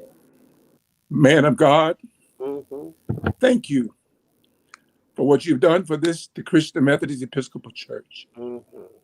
Thank you for giving your all and not giving up. Even after the Mississippi Industrial College piece, you didn't give up on Texas College. I wish I was 1/100th of the man that you are and the spirit that you give and have given to this church. That's beautiful. And Mama, I thank you for standing by his side. And my little sister who called me her ex-brother, I thank you for letting me be in the family because John have already said that I'm in the family. So to God be the glory. Yes, sir. For great things he has done. Yes, sir. And so, Bishop, it was from Carter that you were elected bishop. Now, you mentioned, sir, that you had run for bishop once before you were elected. Is that correct? Yes. In So, 2002. 2002. 2002. Tell us about that experience. Did you have the support of your bishop? This is something that you were driven to do, or you felt the Lord calling you? Tell us what happened in that first experience, please. Well, the first experience, right after the general conference in, I guess, 98, I guess maybe a month or 2 months after, then I went to Bishop Gilmore and said that I'm really contemplating that I really want to run for bishop of church. I was pushed a lot by Bishop Broomfield. Okay. And I said, I think I could do this. And he said that he was very positive. He showed me the things he did. He said that but always be prepared to lose. The church don't owe you anything. Wow. The church don't owe you anything. And I'll always remember it was about a month before the general conference. The Lord showed me being elected and how they was carrying me to the rostrum. Because they tried to get me to lay down flat and I couldn't. Okay. I couldn't be stiff to lay down. So I was riding on somebody's shoulders. Yes, sir. So the thing is, I just felt, that was one of those moments. I felt 2002 was my time. Mm-hmm. And but in 2006, and then when he wrote, like I told you, he wrote me that letter that don't give up. Yes. He said, I don't know when the church will elect you, but the church will elect you. And I just thank God that the church did elect me and he gave me an opportunity to serve. And every day that I work for this church, I try to give it my best. Yes, sir. And so, Bishop, you were elected, and your first appointment was where, Bishop? My first appointment was to the 10th Episcopal District. Tell us about that experience, sir. Oh, what a wonderful, wonderful, wonderful, wonderful experience. Uh, uh, After being elected and about 2 months afterwards, I went over to exploratory time to meet with the people and get adjusted to everybody and Mm-hmm. to assess the needs of that area. Right. And after those 2 months, I came up there with four areas that I really wanted to work for those 4 years. The Okay. first thing it was to develop salaries and stipends for pastors. Mm-hmm. Even though Nigeria, they paid their pastors and the presiding elders. It was already in the budget, but they did not do that in Ghana and Liberia. So I Okay. started this the salary stipend program.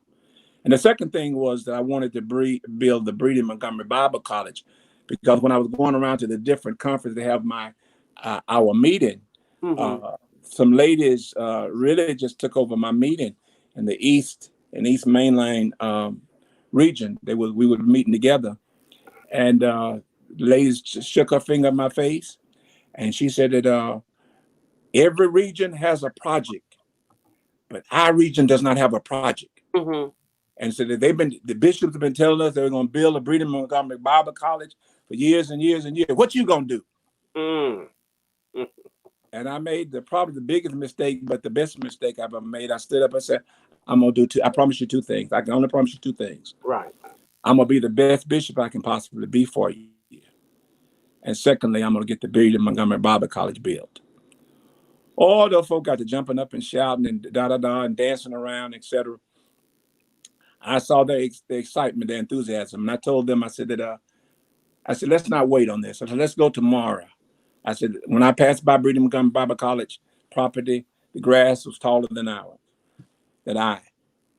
And I said that let's meet tomorrow morning at 9 o'clock and let's clean off the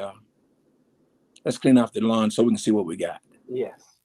Soon as I left, it looked like all of the water in heaven flowed down in Nigeria. It was so high that you could put your hand outside of the van and you could almost paddle the van through the water. It was dangerous. And Mary McKinney, I said, Mary, did you hear that? Did you hear how stupid and crazy I was? And I said, I'm going to build. And I'd already taken the $10,000 out of the budget. I said, how are we going to build? She said, that, where's your faith? And Mary McKinney is, she taught me mission. I mean, that's God sent to the church. Yeah. She said, you've got to say it in the atmosphere. Now we're going down the street with it raining, and I'm hollering out as loud as I can. We're gonna build the Breeden Montgomery Bible College. We're gonna build it. She said, "Say it louder." I said, "We're gonna build the Breeden Montgomery Bible College. We're gonna build the Breeden." She said, "Say it louder." We're gonna, and it got into my spirit. And then the next morning, my mission supervisor, Reverend Udoson, he didn't come pick me up. We were supposed to be leaving at 7 o'clock. He was not there at 7. He was not there at 8. So I called him. He said, "Bishop, ain't nobody gonna be there. It's raining." I said, "But I promised them." I said, if I don't go, even if just me there, I've got to keep my promise to the people. Yes, sir. And he said, do you want? I said, yes, I want to go. I said, if you don't come and get me, I'm going to get somebody to take me. I'm going there. When I got there about 11 o'clock, they had 90% of that property already with machetes. The men was holding umbrellas and the women was macheting all the weeds down. You say the men were holding the umbrellas? The men was holding the umbrellas while and the women were chopping the grass. Wow. And they chopped it so clean and pretty, you thought it was a lawnmower. And I saw where they had started the foundation. When I said the foundation, You go down 2 blocks Mm-hmm. and the outline of a building. And then they had tons of brick that already made hid. And that's the reason why they let the grass grow so high, because they was hiding the bricks. Right. So we had enough to go up at least uh, 4 blocks above. And I went back, I said, I've got to find money to do this. And I'm grateful that the College of Bishop was supportive. They asked the General Secretary to put the 10,000 back in there for the budget. And people were just so generous to give. I'll always remember, he's Bishop Charles King now, was 8th. I thought Breeden Montgomery Bible College had been built. It's been in the discipline for 100 years. And I thought it was big. And when he picked up one of those big heavy blocks, he said, I can see why it's not built. But it was one of the greatest experiences, because I've never built a building. But it was Janine Richards who drew the. I said that we can only work with this, what we got started. Let's build this much up and build a building, and then we could add on to it later. Mm-hmm. And she did. She said, "What do you need?" I said, "I need at least 4 classrooms. I need a place to assemble. I need an office." And she drew all of that within that building process. Wow. And now, if you could go and see it, I want to thank Bishop Umate and Dr. Victor Taylor for going back and refurbishing it and making it more modern. But the thing that happened after we got there and we built it in our first class, it was not for the students that's right around. Most of them had to come, 2 and 3 and 4 and 5 hours away. Sure. So they needed a place to stay. Right. So what they would do, they would sleep. The women would sleep in 2 of the classroom, and the men would sleep in 2 of the classroom. So they had to get up early in the morning to pick up the bed and stuff, so you can have class in the classroom. Mm-hmm. And that's when I said, we've got to have a place, a dormitory. Okay. And I talked to Lockett. Lockett said, we'll find a way. And he told me to talk to Dr. Ham for me. And then I talked to Dr. Ham, and she said, well, I can't build you a dormitory. I don't think that will sell with the women. He said, but we could build you a library conference center. Okay. I said, oh, okay, that's more than one way to kill this cat. Mm-hmm. So Bishop Bunton gave me his library. And Bishop Bunton was one of the first bishops in Africa. Bishop Bunton, Bishop Murchison. That's right. And in the library, I placed his collection that he gave me in the library there. Wow. And we had fans, and air conditioning units and et cetera. And we had prepared, and part of the Conference Life Center was to have a restaurant there so that they could make money, so it could be self-sustaining and self-sustaining. But the proudest day of my life was when we had the first class to graduate. And the dean invited me, President Dean of Breeden Montgomery Bible College, invited me to speak. And my title was, I Believe I Can Fly. Oh, wow. And those graduates were so happy. And I'm just grateful and thankful to God that we built the Breeden Montgomery Bible College. But then the building process started going from that point on, because we wanted to make sure that the PRSI hospital had been closed for years. The third thing was to go back and restore the Breeden Montgomery, the PRSI, Bishop PRSI hospital. Sure. So we went through and we painted it and cleaned off the property. And Terrell Kendrick, Mrs. Terrell Kendrick, who was a member, she's still a member of the Carter Metropolitan Church, but she was one of my former members. She worked for the hospital system, and they trade out equipment. They gave us $1 million X-ray machine, and we sent that over. And it was, I really didn't want to leave it. Let me go and finish. And the fourth thing was to develop at least one church or one school in each region, and we did that. And I'm grateful to a lot of the people. Like in Ghana, we built the Harvey Orange CME Church under the tree. There was a church there in Ghana that had 75 to 100 children. and the adults would sit in the pews underneath these trees that Mhm. gathered around on Yeah. top. Yes. And Ernest Harvey, who was my campaign manager when I ran, and Susie Orange, who was one of my strong supporters. Both of them gave me $2,000 apiece to buy the blocks. And the members of that church and the members of that community built that church. Wow. That's amazing. And then also we started in Ghana, remodeled the Pauline B. Grant School. Hmm. I want to say thank you to the Grant family. Thank you to I want to also thank Ernest Harvey, as well as the late Susie Owens, who's down in heaven looking down on us today. So And then Bishop. in Liberia, go ahead. Hmm. Yes. No. Go ahead, sir. And in Liberia, we built the Bishop L. Reddick Cathedral. We lost our mother church of Mary Sharp, CME Church. So we decided we're going to build a church on the highway. Okay. So we built a brand new church there. In the East Main Line, I told you about the Breeden Montgomery Bible College and the Dr. Eleanor P. Ham Yeah. School. We built it there. Also in the East, we built the Bishop Marshall Gilmore Cathedral. It's Wow. worth you going to Nigeria to see. That's one of the most beautiful churches Wow. I've ever seen. I thought Carter Metropolitan was most beautiful. Hmm. But you need to go and see the Bishop Marshall Gilmore Cathedral. Cathedral. Yeah. And then Bishop King sponsored one of the schools. It's Bishop C. James King Primary School, and that's also in the East Main Line and the Eastern area.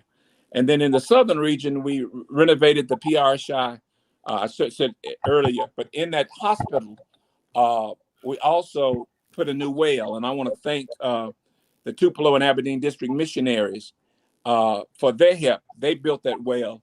And I want to thank and the also in the southern region, the Elizabeth Reddick Primary School Hmm. was built, and Bishop L.L. Reddick III, and I want to thank the Reddick family. At the death of their mother, they didn't want flowers; they wanted to give their money to the work of the 10th, and we Wow. were able to build that school.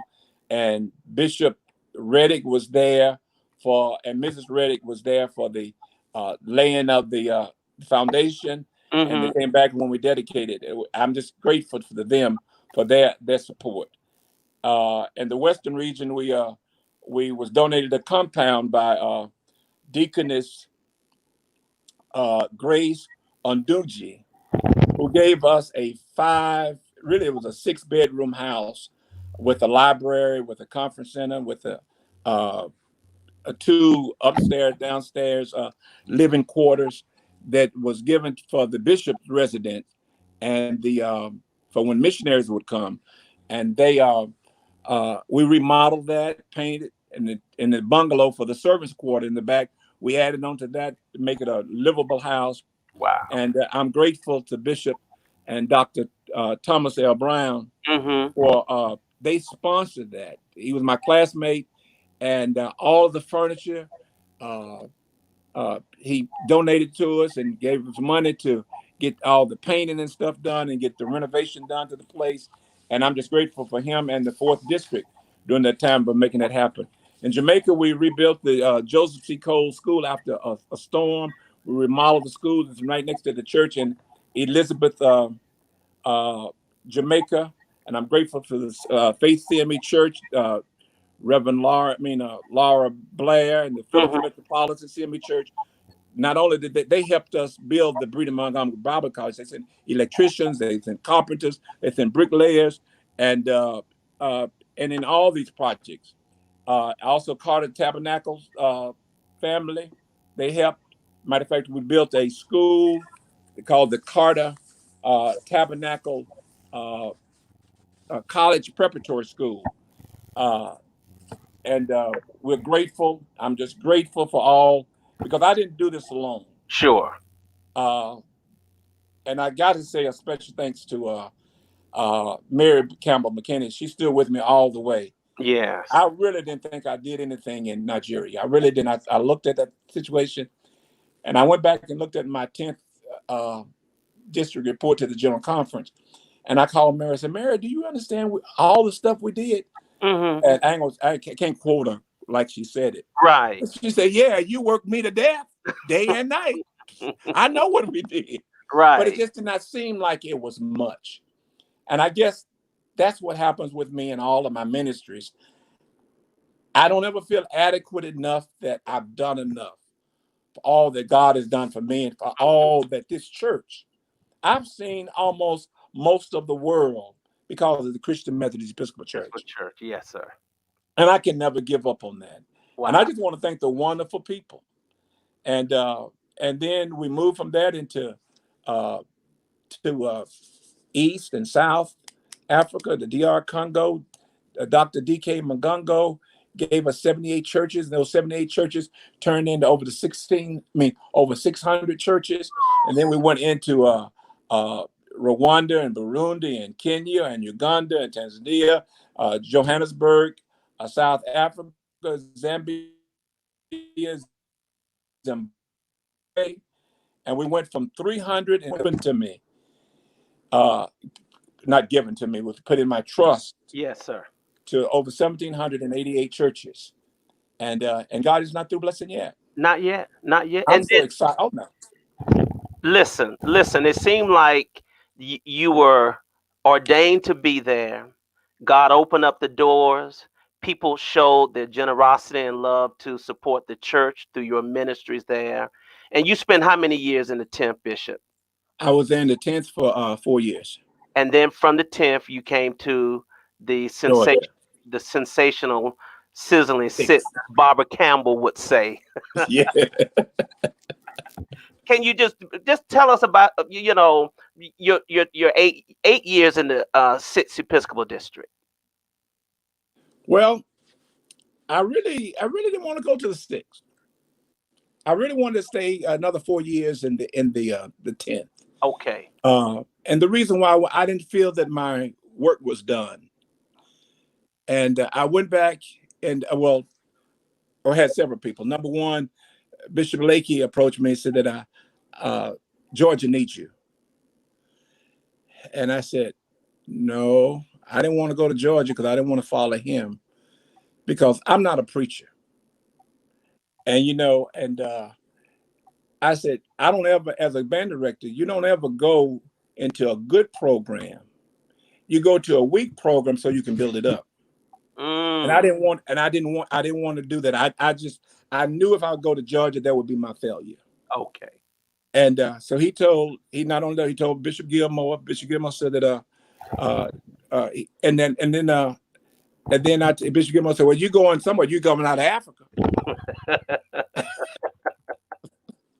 And then he told Bishop Stewart.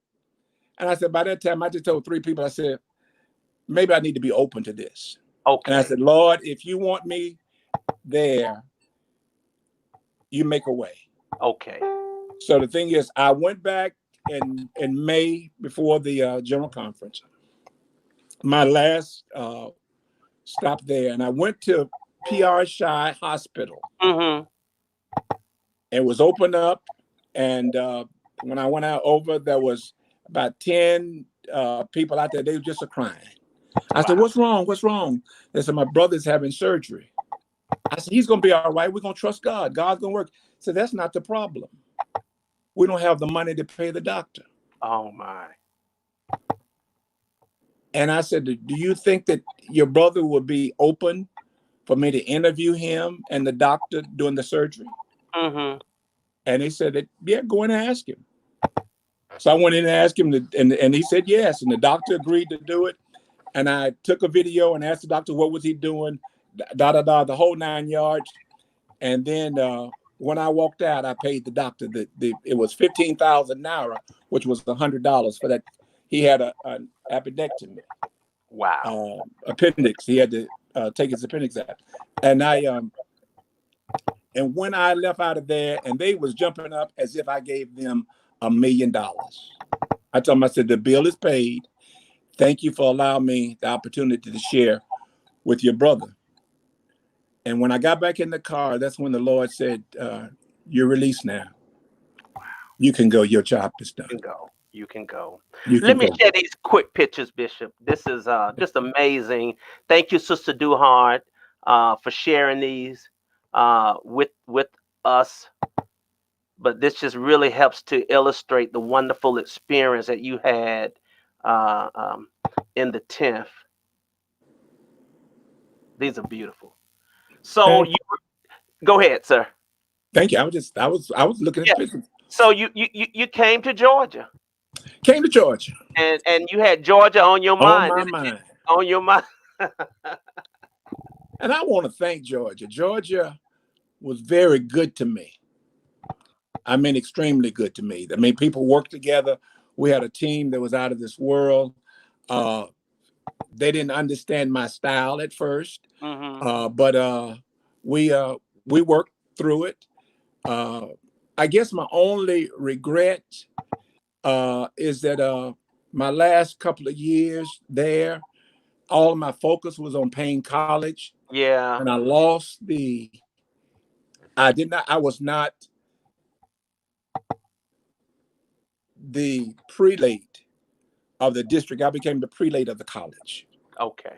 because I was determined that we would not let Payne College die. Hmm. And but then the support of the elders, they kept things going while I was trying to keep Payne open. Right. And one of the most beautiful experiences is doing ordination. And Bishop Gilmore was there in my last, was it my last annual conference, last or next to the last annual conference, when we had an AME, a AME Zion, a Yeah. United Methodist, and two CME, three CME bishops, Right. and all of the preachers who were ordained. It was a historical moment.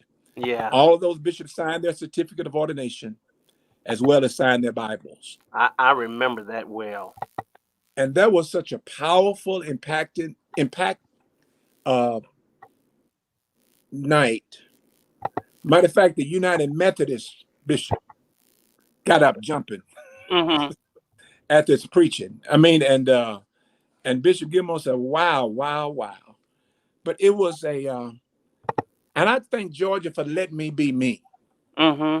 They didn't expect me to be one of their former bishops. They gave me the freedom and the space to be me, to think outside the box and to do ministry. When we said that once a month, once a quarter, we have to leave the church and do ministry somewhere than other than inside the church, on Yes. the parking lot, in the park, on town square, wherever. And Hmm. then the men, ministry to men, went and started helping the little smaller churches do renovation. We did ministry, and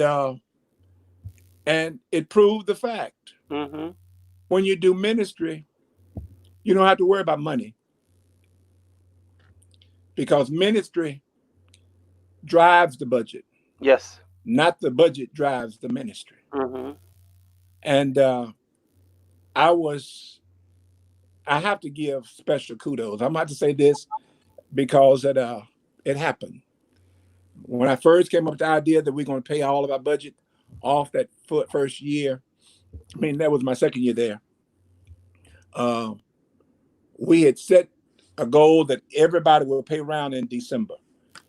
And we had some churches that didn't go all the way around. Most of them, about 90%, 85, 90% of them was round.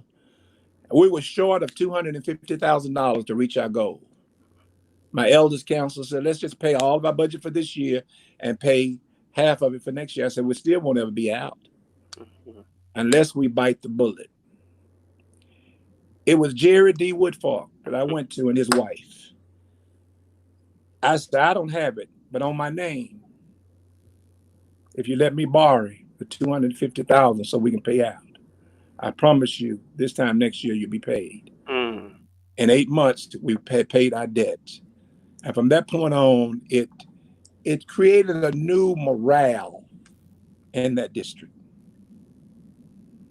I mean, people didn't mind giving. People didn't mind being involved in ministry. People really just grasped.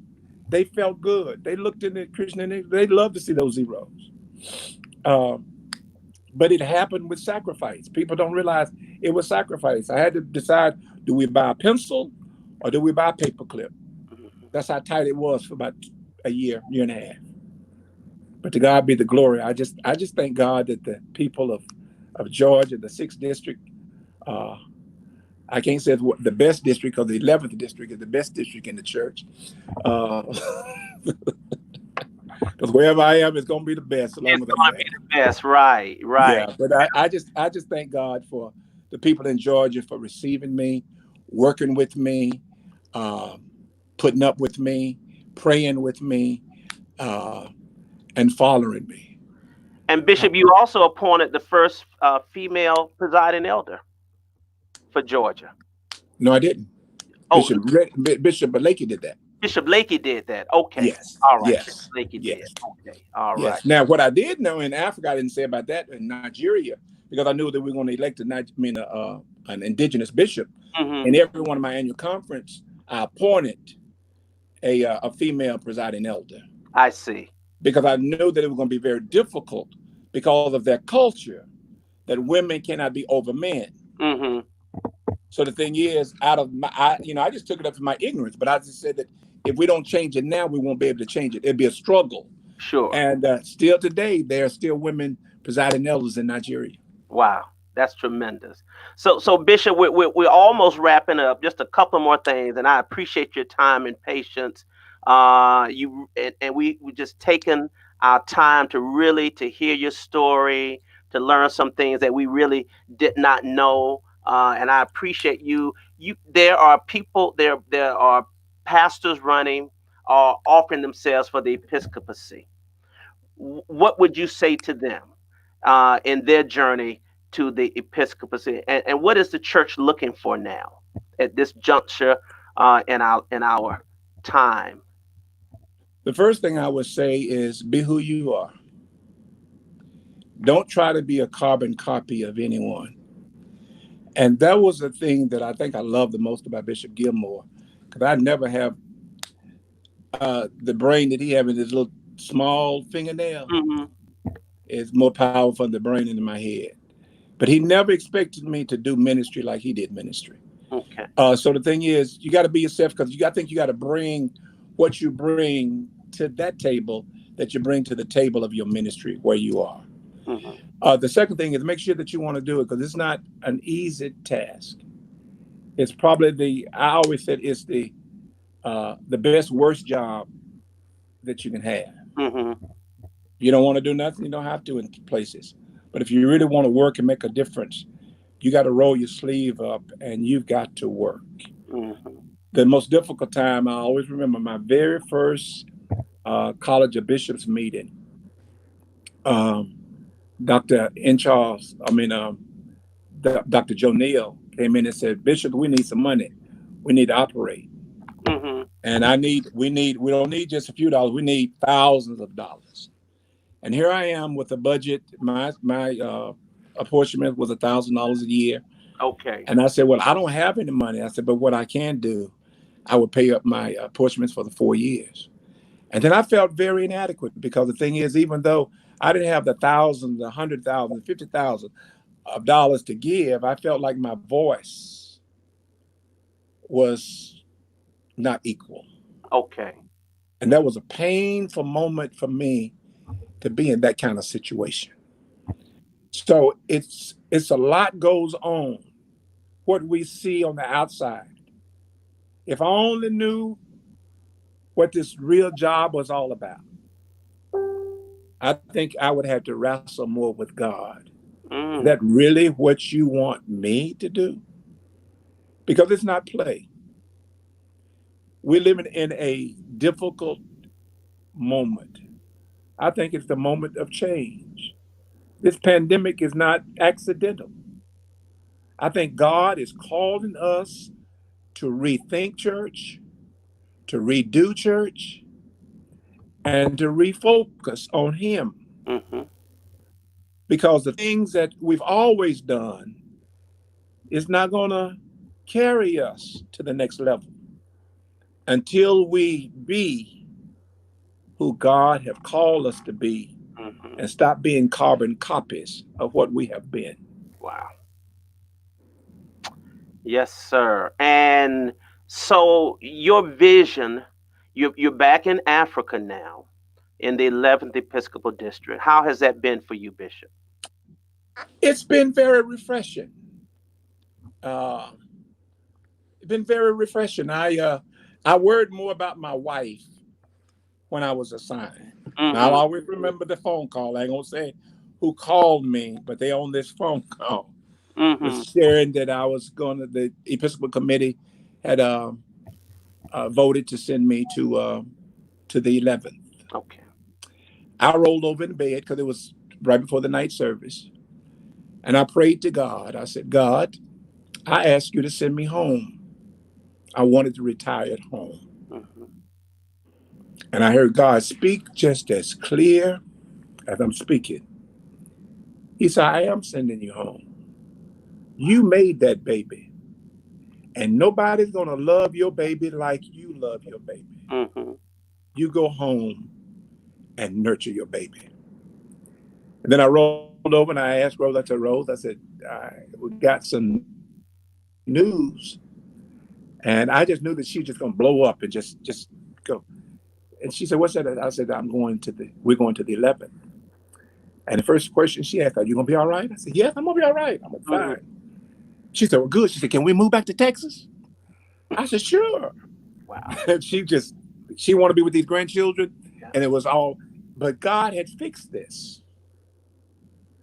And I see now what I prophesied to the church some 8-10 years ago, that Africa would be the source income-wise, not only numbers of churches and all of this, but income-wise. They're beginning to understand my philosophy of the sustainability ministry. Okay. So in Kenya, we opened up 2 weeks ago the Marguerite Guy Sowing Seed Center. Wow. What you see me wearing now? Yeah. They made it for me. You see the flag that's over me with the missionaries? Yeah. They're going to be able to do anything that we want to sow. And then in West Kenya, they've taken 5 acres of land and they've created 2 big, huge fish ponds, and they're growing food for the people, especially the elderly in their community. Now we're getting ready to buy another 5 acres of land for them to take and do the same thing there, but they're going to sell that so that the church can have income. Uganda, East Uganda, that new area I told you we just started with 117 churches. Yes. They are doing the fish pond. I sent them the money this week for them to do 2 fish ponds. Wow. I already got the land for it. I mean, it's working. It's moving. We're getting ready to build a school in Rwanda, next to the Bishop Teresa Snorton Cathedral. And we're working with Yvonne Gamble. Not only are we going to build a school, that we're going to be a high school that the government is making us do, but we're also going to try to do a trade school and a medical clinic and that whole property, because the thing is, we don't want to give it back to the government and we don't want them to push us out. So we're beginning now to realize that if we work together, we can do whatever we want to do. Wow. And also in Kenya, let me say also in Kenya, Mission Supervisor John Umandi has been given a college that has closed down about 5 to 7 years ago, and a university. So we're going to be working hard to build it up, to send our preachers to seminary, to give them an education, to educate the folk in Kenya. The plan, the goal, the dream are beginning to come together.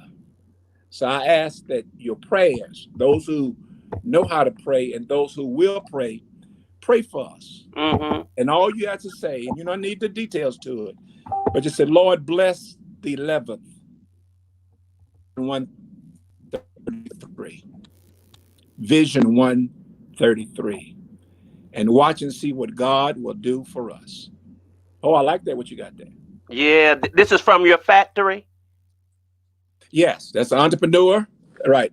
This is supposed to be a secret, but I guess that bottom part of that robe there, I wish you could see the front part of it, is a gift for our bishops for our 150th celebration, as we celebrate 150 years of ministry. Oh, wow. And it's will be given to all of the College of Bishops. Oh, yes. So any of your church needs, we can do. Any of your personal needs, we're having the catalog coming on.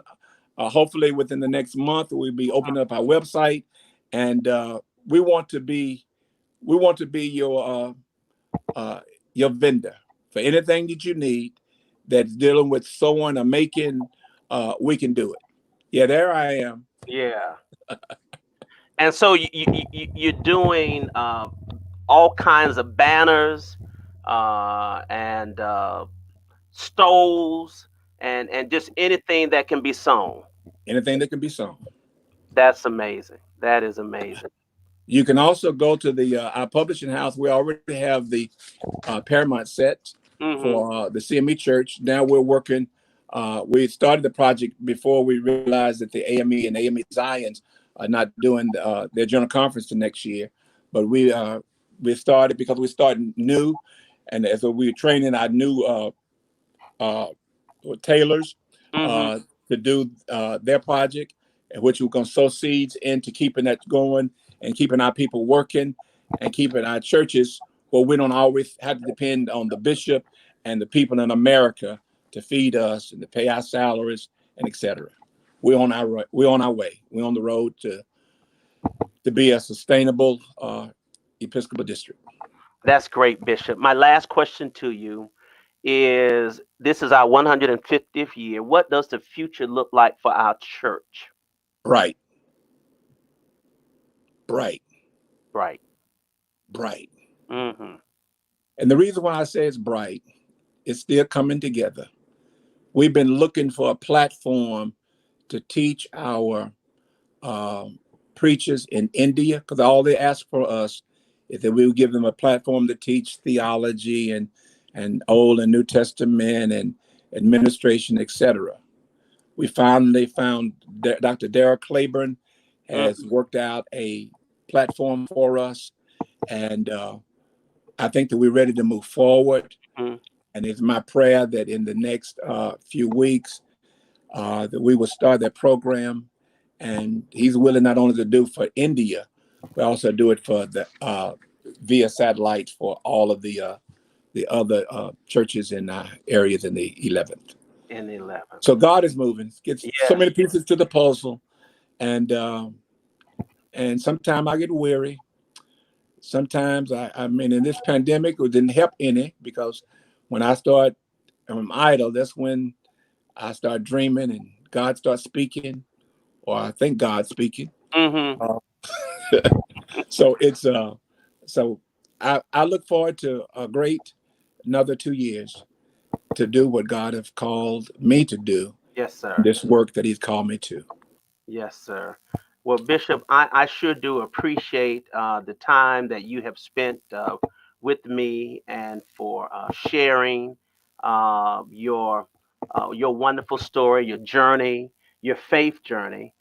Because I think more so than anything, what we get from these insights is to understand your relationship with God and how God speaks to you and to speak to all of the Episcopal leaders and to know that we are in our own personal journeys as pastor and as lay, that God is really guiding and directing us if we allow ourselves to be. And I think that's what I picked up from your story this evening. As always, you get the final word. If there's anything that I did not get to ask or anything you want to say closing, you have that opportunity, Bishop. Well, I do want to say something about my family. I have one of the best, if not the best, family in the world. I'm married to my lovely sweetheart, uh, Rose Hunter Carter. 33 years come August the 7th. Don't tell her I forgot that. I always celebrate our first date. She celebrates actual date that we got married. And my two beautiful children, daughters, Jill Lynette Gary Hmm. and her husband, Damien Gary. They just moved into their new home, praise God. Praise God. And my youngest daughter, Stacy Marie Peterson, and her husband, um, Peterson Shorts, and their children, Mia and Ava, and then my oldest daughter's baby, uh, Maddie Rose Carter. I Hmm. mean, Maddie Rose Gary. And a shout out to my sister, Carolyn Payne, who's in Mississippi, Corinth. My Oh, brother, Willick James Carter Jr., who's in Birmingham, Alabama. And my brother that gives me the most trouble but love me the most, yeah, Scotty Lane Carter in Corinth. and Corinne. Well, Bishop, we thank you. We pray God's continued blessings on you and your family. And please give Mrs. Carter my regards and my I love. sure will. Please do. And brothers and sisters, this has been a wonderful conversation with the 55th Bishop of the Christian Methodist Episcopal Church, Bishop Kenneth Wayne Carter. May God bless you and may God keep you. High And five. five, five, 55. 55. That's right. Double, double. And our love to the wonderful people of the 11th Episcopal District. God bless you. And I look forward to seeing all of you on Tuesday, as I mentioned, where we will be sharing with the families of Bishop Chester Kirkendall Sr. And Bishop Ori Broomfield on this Tuesday, and then on next Sunday with Bishop Sylvester Williams. But this ends our conversation with Bishop Kenneth Wayne Carter. May God bless you and may God keep you. And remember that God loves you, we love you, and that black lives do matter. Thank you Thank you. for God, having me. thank you, Bishop. God bless you.